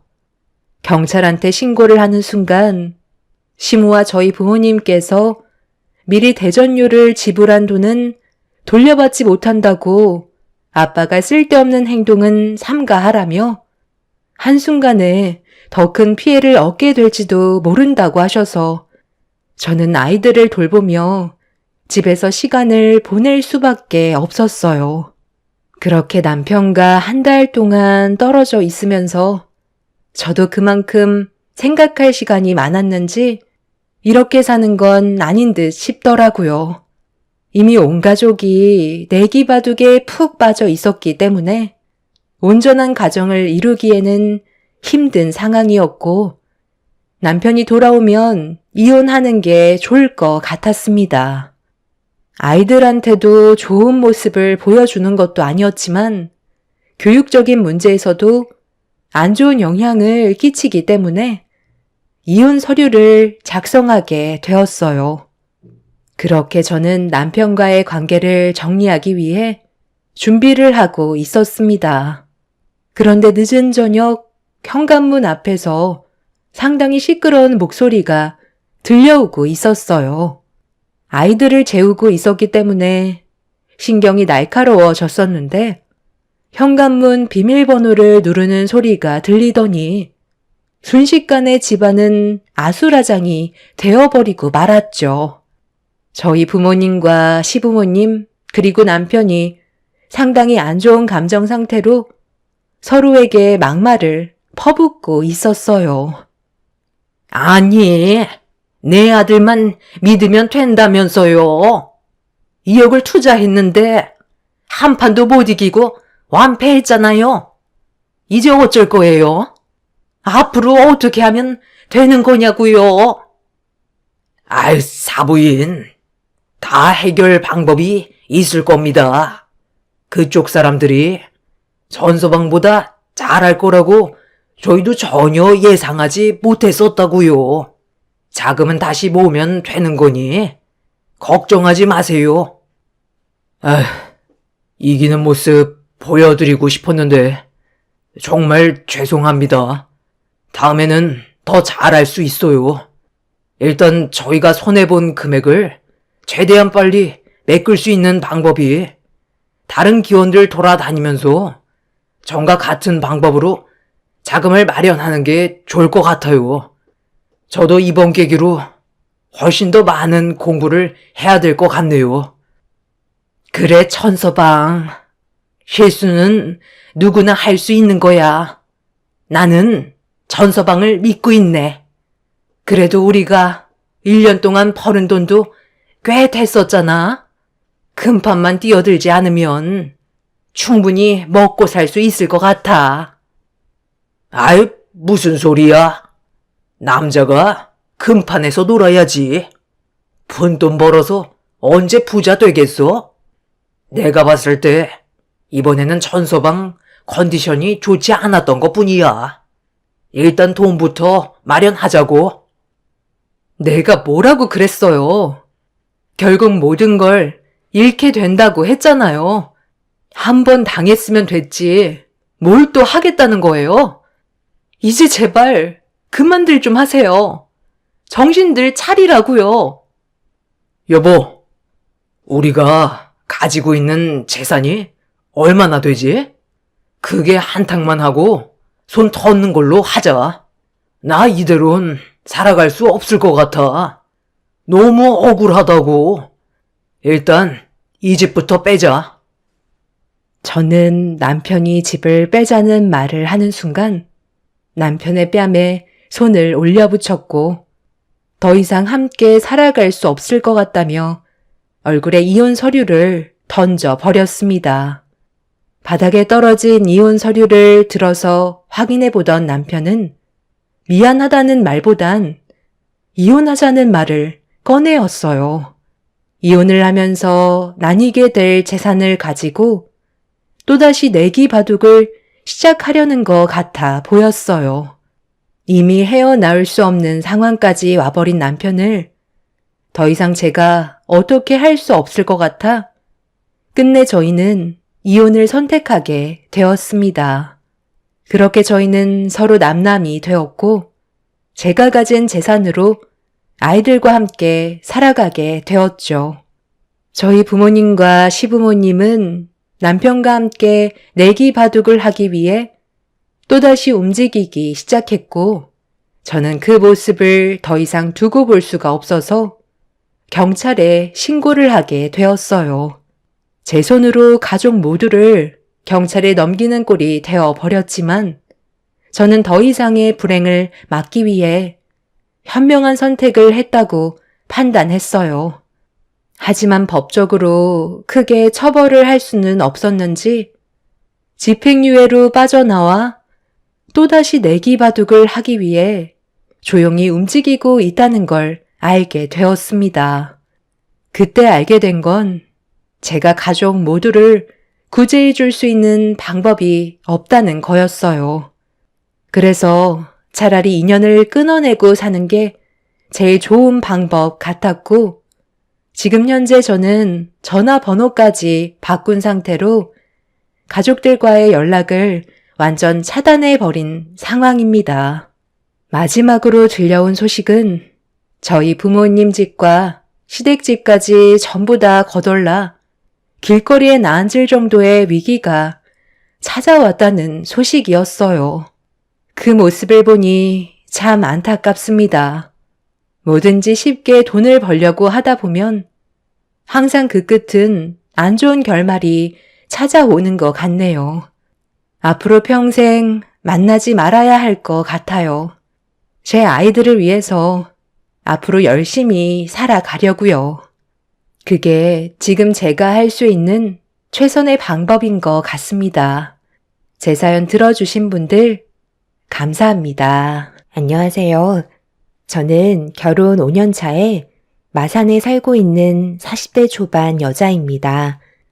얼마 전에 지인의 추천으로 알게 된 사연 채널에 제가 겪게 된 일들도 사연을 신청해보는 게 좋을 것 같다고 해서 이렇게 글을 작성하게 되었네요.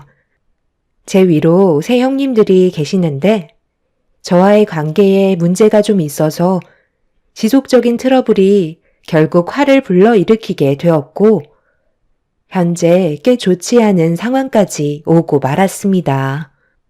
시부모님께서 한 지역에 같이 사는 걸 원하셔서 저희 가족 모두 같은 지역에 거주하고 있는데요. 제가 시댁 집안의 며느리로 들어오기 전에 세 형님들은 워낙 서로 똘똘 뭉쳐 잘 지내오셨는지 텃세가 상당했었어요. 가족들이 모여있을 때는 잘 챙겨주는 척 하더니 며느리들만 모여있을 때는 완전 반대되는 성격을 보여주셨죠. 그런데 이런 말 못할 상황들을 혼자 앓고 있었는데 시모가 뒤에서 전부 지켜보고 계셨나 봅니다. 갑자기 세 형님들과 저를 다과방으로 부르셨어요. 그리곤 시모가 형님들께 저와의 관계에 문제가 있다는 걸 잘 안다며 최대한 좋은 관계로 지내길 원하셨네요. 어머, 어머님. 뭔가 오해가 있으신 듯한데요. 저희는 원래 잘 지내고 있었어요. 제가 큰 며느리로서 막내 동서 챙기는 거 못 보셨어요? 막내 동서. 내가 그동안 신경을 안 써줬다고 생각해? 한번 물어나 보자. 어머님이 하신 말씀이 우리도 너무 서운해서 그래. 여기서 뭘 더 어떻게 해주길 바라는데? 그렇게 다그치듯 얘기하면 싸움밖에 더 하겠니? 하루 이틀 보고 얘기하는 거 아니다.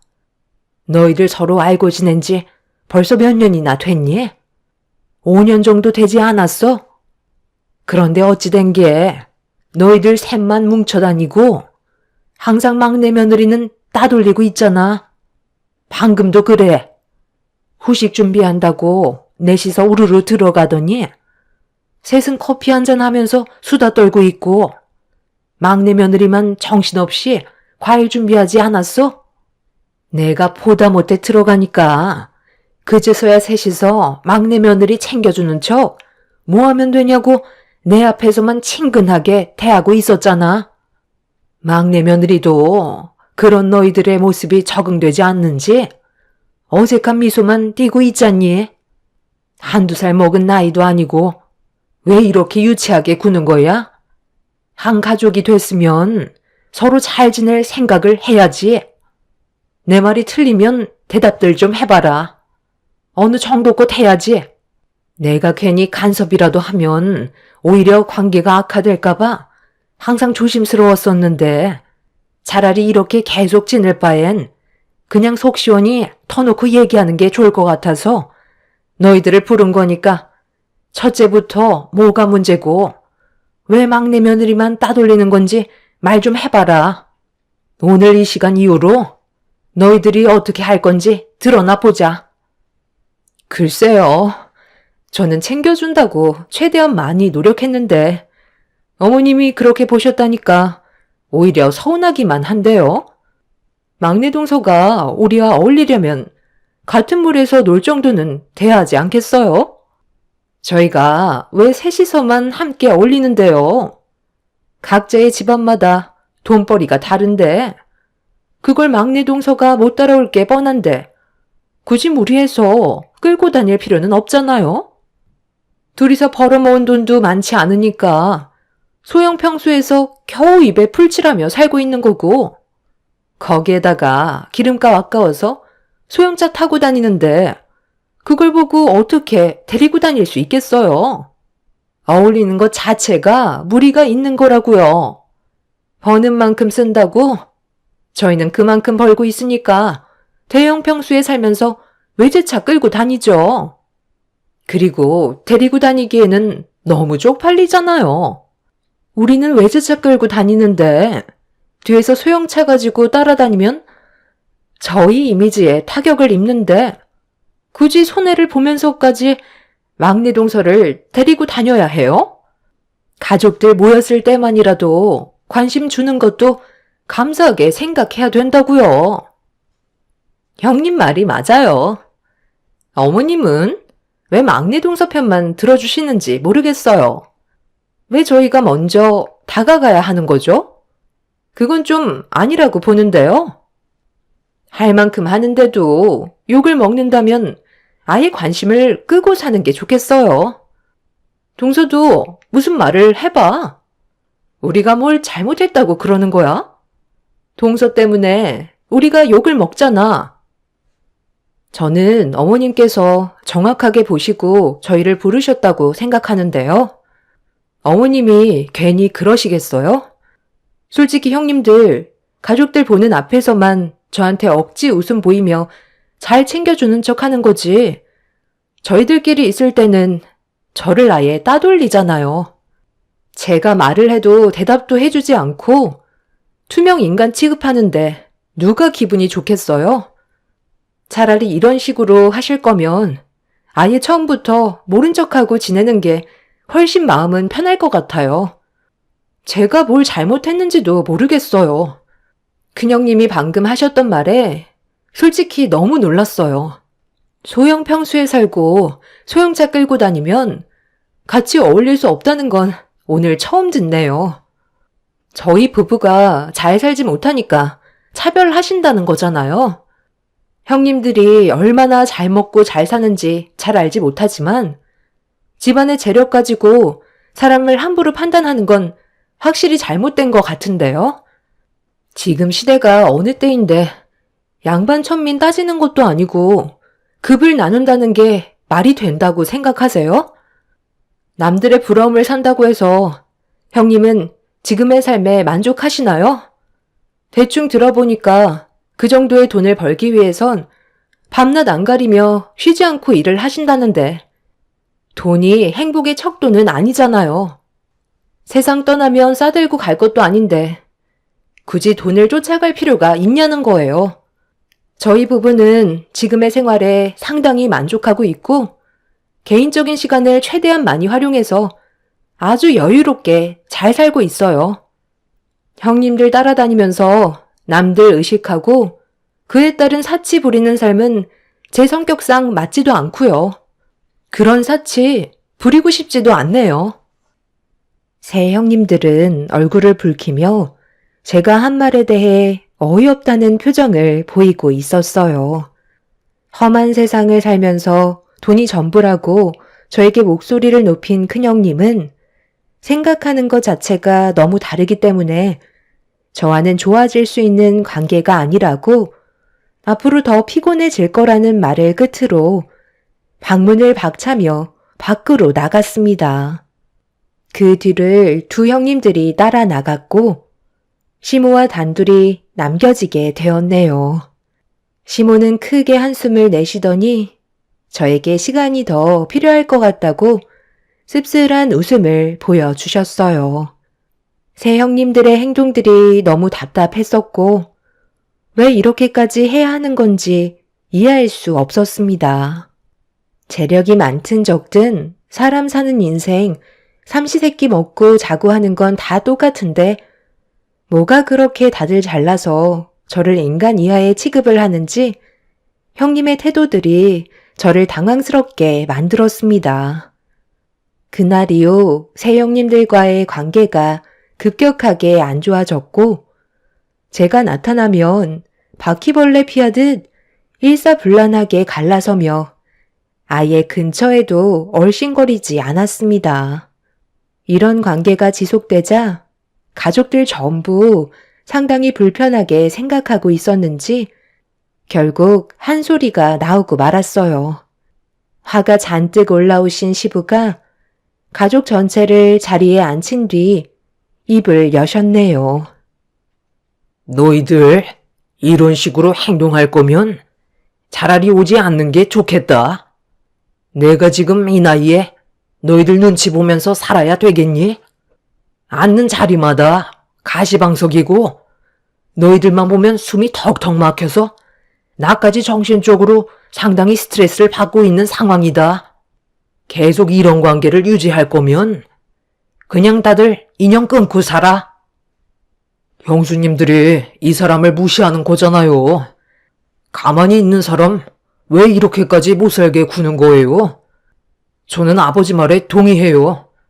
한꺼번에 모이는 것보다 차라리 따로 찾아뵙는 게 스트레스 안 받고 좋겠어요. 형들도 형수님 눈치 그만 보고 무슨 말이라도 해봐.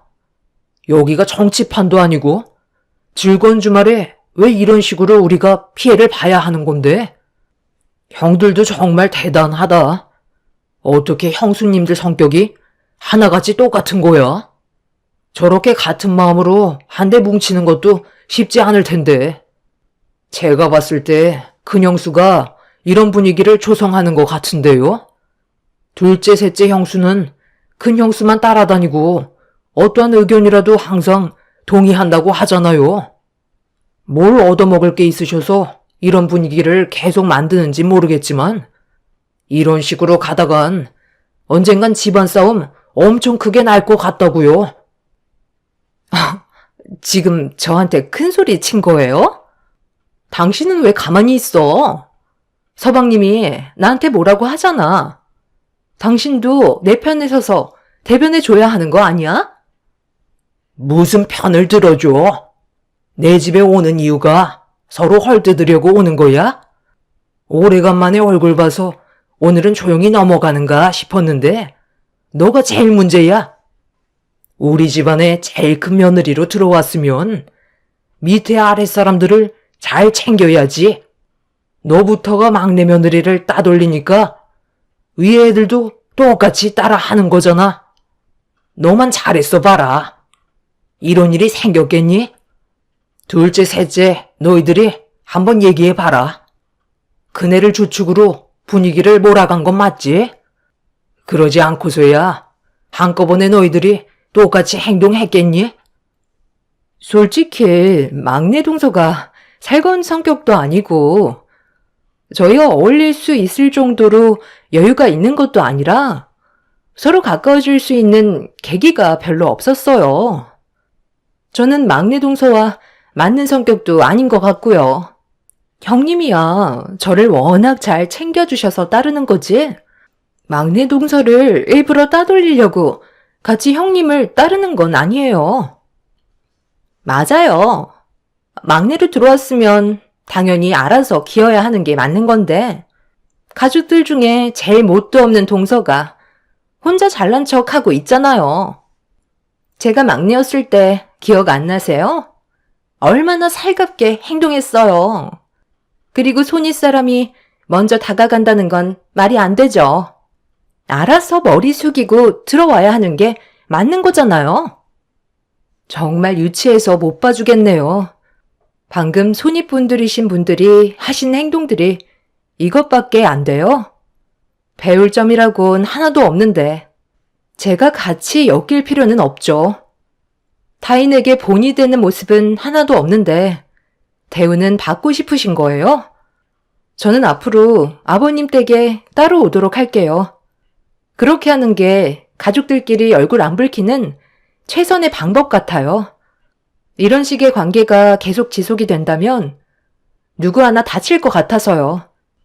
저는 아버님 의견에 적극적으로 따르도록 하겠습니다. 그날 이후 시부의 뜻대로 새 형님 내외와 저희 부부는 시댁에 따로 찾아뵈었고 더 이상 얼굴 붉히는 일은 없었습니다. 그렇게 한참 동안 새 형님들의 얼굴을 안 보며 지내왔었는데 어느 날 사건이 하나 터지고 말았어요. 시부와 남편이 새벽에 약수터에 간 상황에서 시모와 함께 아침을 준비하고 있었어요.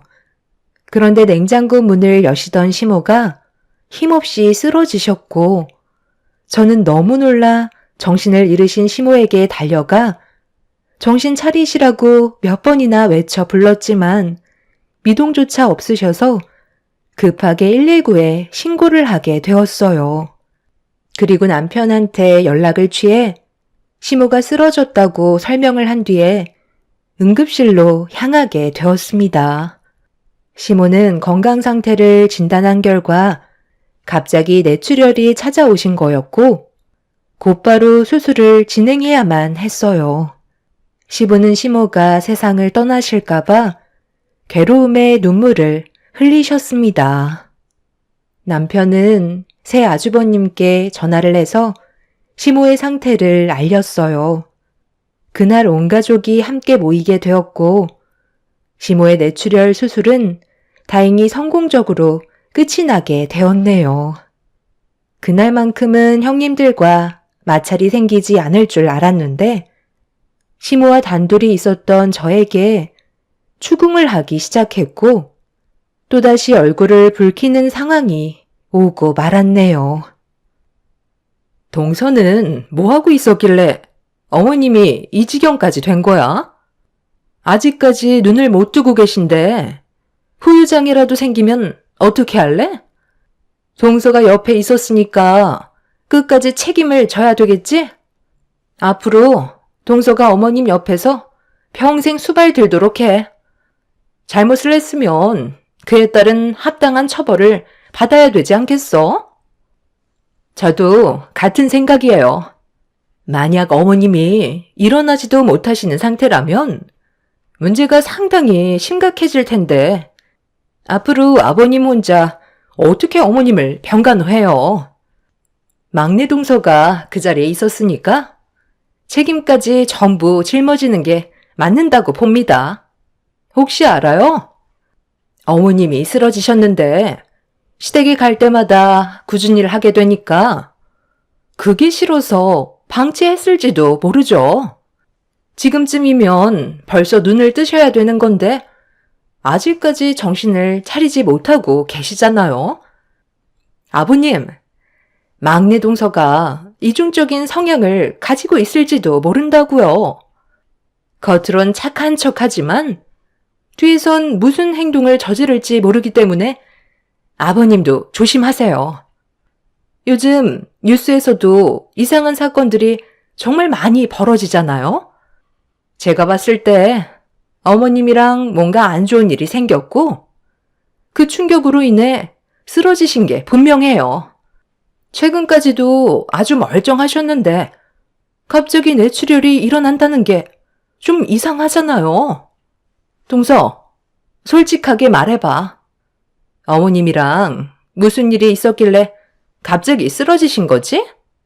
경찰 조사부터 받도록 하지.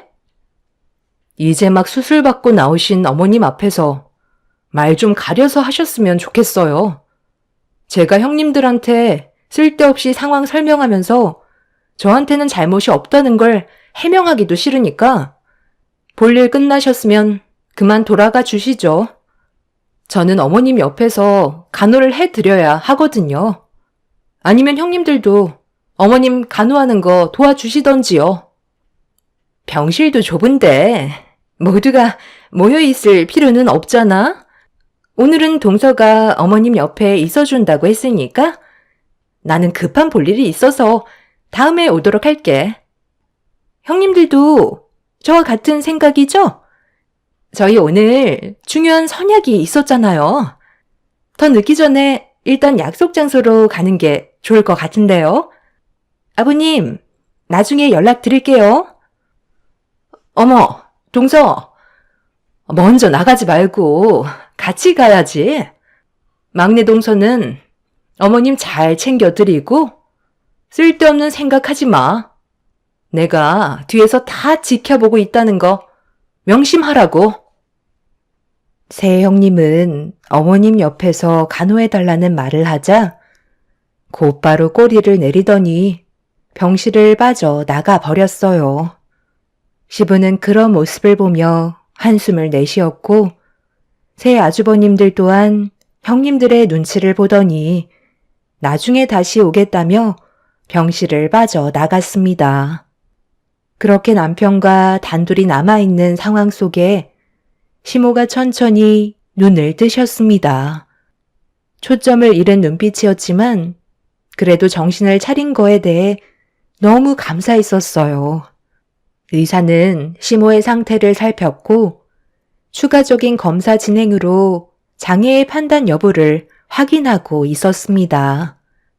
다행히 크게 문제되는 건 없었고 의사는 최대한 신속하게 119에 신고를 해서 조치를 받았던 게 시모의 생명을 살릴 수 있었던 거라는 말을 꺼내었네요. 시부는 저에게 너무 고맙다며 제 손을 잡아주었고 하루가 다르게 시모의 건강 상태는 좋아지고 있었습니다. 그런데 큰애들은 그때 이후로 단 한 번도 오지 않는 거야? 내가 입원해 있는 동안 퇴근하고 온다 했으면 약속을 지켜야지. 바빠서 못 오는 거래? 네, 그이가 전화를 했는데 많이 바쁜가 봐요. 시간을 낼 수 없는 상황이라고 하는 것 같아요. 제가 나중에 다시 한번 연락을 해보도록 할 테니까 누워 계세요. 며느리들은 그렇다 쳐도 자식놈들까지 안 오는 건 너무한 거 아니야? 어찌된 게 연락 한 통 없어? 힘들게 배 아파 나와 키워줬더니만 결국 돌아오는 게 이거야? 아주버님들이 형님들 눈치를 많이 보는 것 같아요. 아마 큰형님의 입김이 있어서 더 못 오는 거 아닐까요? 제가 따로 연락을 취해보든지 할게요. 하여간 어떠한 상황에서도 큰며느리는 빠지지 않는구만. 안 되겠다. 큰며느리한테 전화해서 나 좀 바꿔줘 봐라. 감히 내 말을 무시하고 있어? 여보세요? 동서가 웬일이야? 나한테 전화를 다 하고 내 도움이 필요한 건 아닐 테고 뭘 원하길래 전화를 했을까? 설마 돈을 빌려달라는 건 아니겠지? 나다. 너 내 말 무시하는 거야? 병원에 오라고 한 적이 언제인데 아직까지 코빼기도 안 비치는 거야? 전날에는 내가 깨어나지 못할까봐 제일 많이 걱정했다면서. 어머님, 몸은 좀 괜찮아지셨어요? 제가요, 근래 많이 바빠서 시간이 좀처럼 나지가 않아요. 그래도 병원에 가게 되면 하루를 날리는 건데 저에게 그만한 여유가 아직 생기지 않았거든요. 퇴원은 언제 하세요? 병원에서 말고 집에서 뵙는 게 좋겠어요. 요즘 도연 아빠도 많이 바쁘거든요. 그리고 도연이 가학고 준비 중이라 정신이 하나도 없어요. 너무 서운하게 생각하지 마세요. 너 솔직하게 말해봐라. 내가 수발이라도 들어달라고 할까봐? 그게 무서워서 이러는 거니? 그래서 너희들 지금 날 피하고 있는 거야? 빨리 대답해 보라고.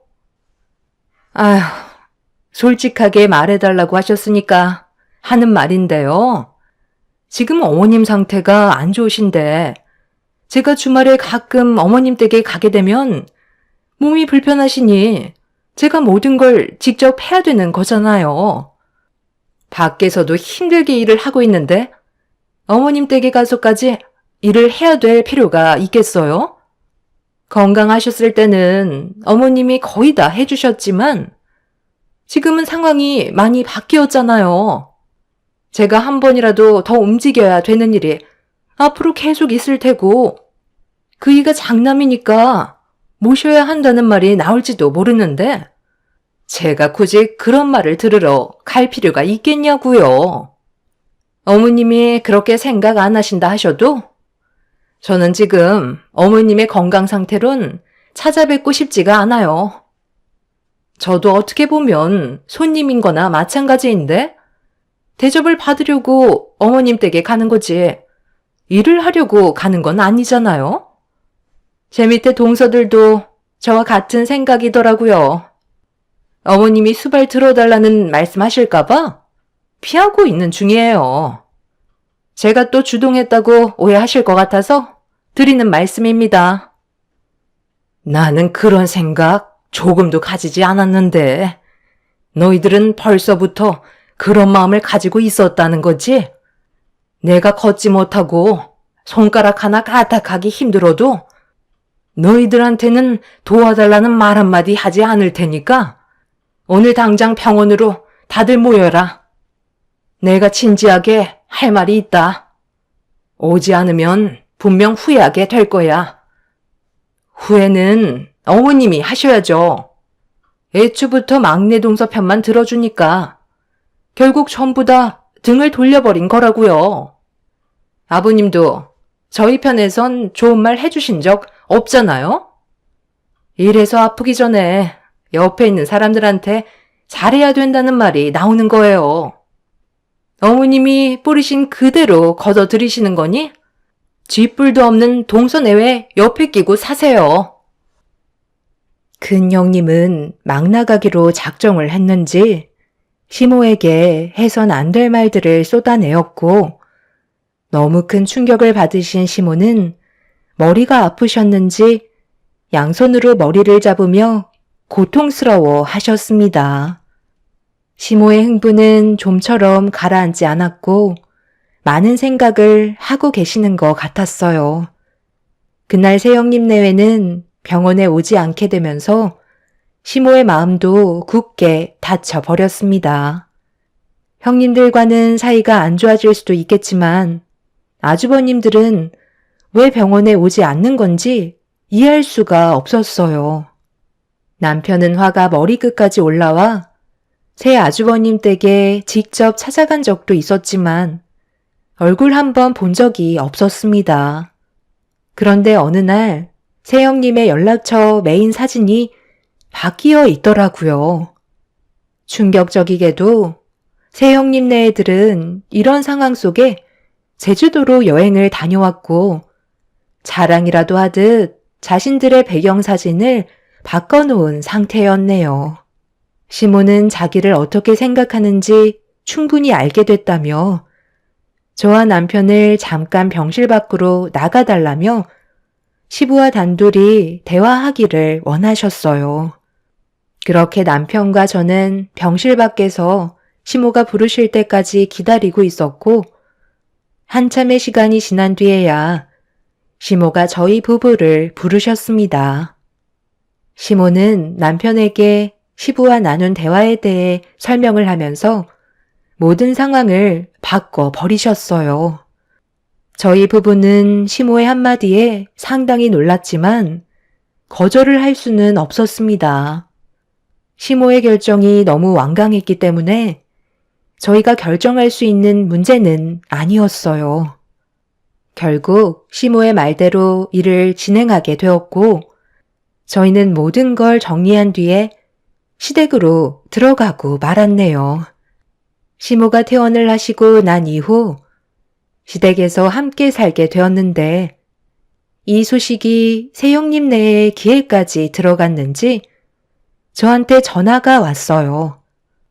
역시나 좋은 말이 아닌 안 좋은 말로 제 감정을 건들기 시작하길래 저도 한마디 하게 되었죠. 내가 이럴 줄 알았다니까. 결국 우리한테 도움받기 그러니까 동서한테라도 손을 벌리신 거잖아? 늙으면 서럽다고. 혼자서 해결할 수 있는 것들이 적어지니까 동서의 도움이 필요한 거야. 집안 살림 대신해줄 사람이 필요한데 우리가 등을 돌려버리니? 동서한테 부탁했겠지. 그렇다고 원래 살던 집을 처분하고 시댁으로 들어가 버렸어? 정말 한심한 결정 아니야? 같이 지내다 보면 마찰이 얼마나 심한 줄 알아? 동서는 왜 이렇게 생각이 없어? 정말 한심하다. 한심한 건 형님이죠. 눈앞에 보이는 게 전부가 아니에요. 어머님이 지금 얼마나 화가 많이 나셨는지 알아요? 형님들이랑 아주버님 얼굴 2번 다시 안 보신대요.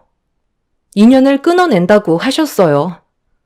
얼마나 상처를 받으셨으면 그런 말까지 나오셨겠어요? 어머님이 도와달라고 한 것도 아니고 얼굴 한번 보자고 했던 것뿐인데 뭐가 그렇게 두려워서 안 오신 거예요? 지레 겁부터 내셔서 이제는 돌이킬 수 없게 되어버렸다고요.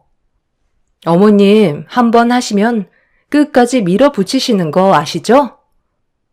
내가 뭐가 두려워서 그 집에 기어 들어가?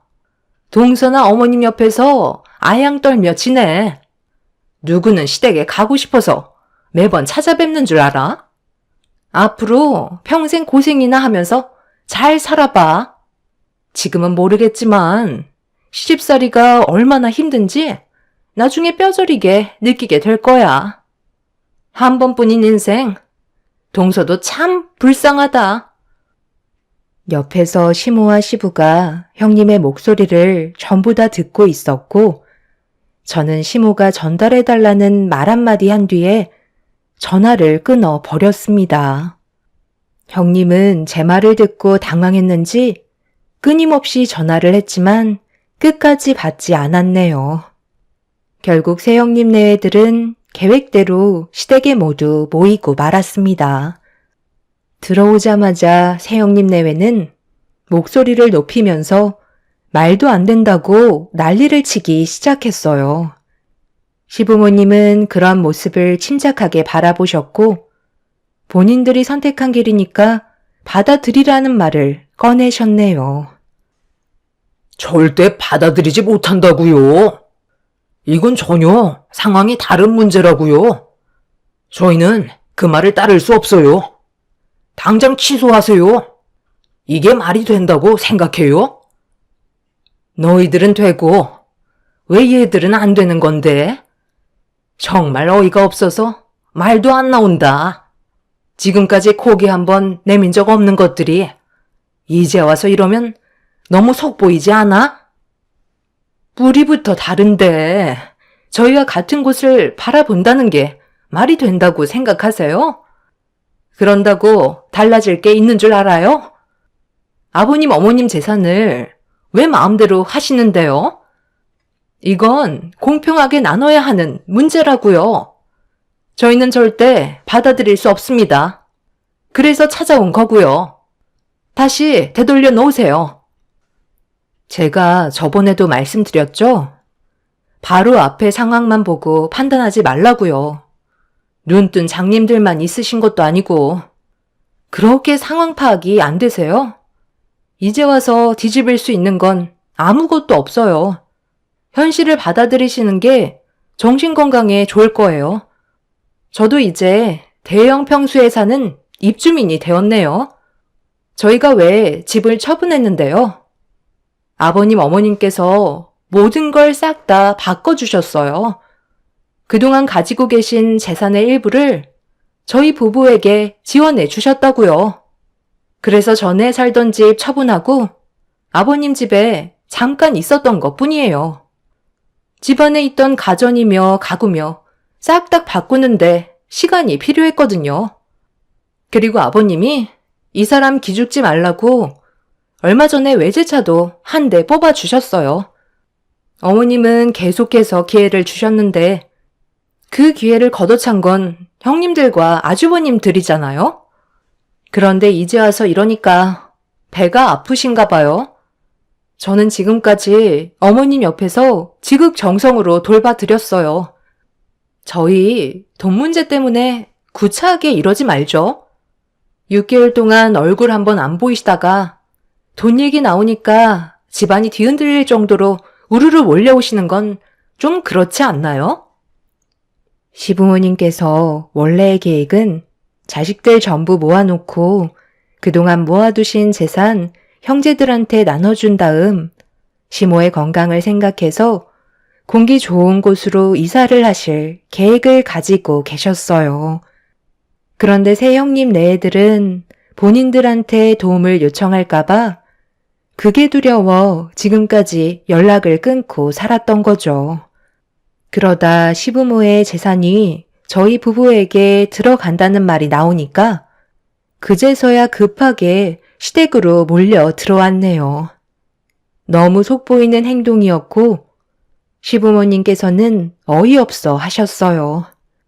새 아주버님들은 절대 그렇게 할 수 없다며 난리를 치셨지만 바뀌는 건 하나도 없었습니다. 새 형님들은 재산에 대한 문제가 불공평하다면서 이의를 제기했어요. 우리가 가진 재산들이 탐이 나면 너희들이 있을 때 잘했어야지. 나는 막내한테 그동안의 고마움을 금전적으로 보상을 해준 것뿐인데 뭐가 문제라는 거야? 그럼 저희가 돌봐드리면 되는 거죠? 내일부터 짐 싸서 들어올 테니까 저희한테도 당장 재산 나눠주세요. 진작에 돈 얘기 꺼내셨으면 이런 일도 없었잖아요. 됐다. 너희들한테 돌아갈 일부의 재산은 전부 사회에 기증하도록 할 거다.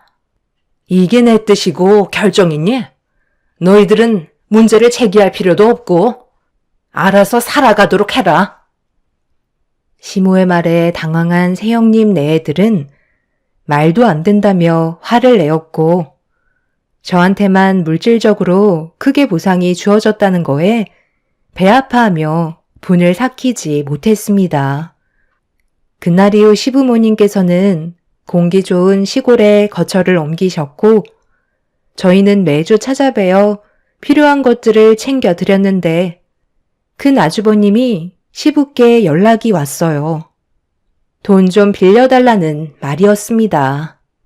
이유를 물어보니 새 형님 네애가 함께 운영하고 있던 해외 수출 사업이 이번에 나라 간의 분쟁으로 인해 상당히 큰 타격을 받으면서 위태로워졌고 한푼이 아쉬운 상황까지 오고 말았던 거죠.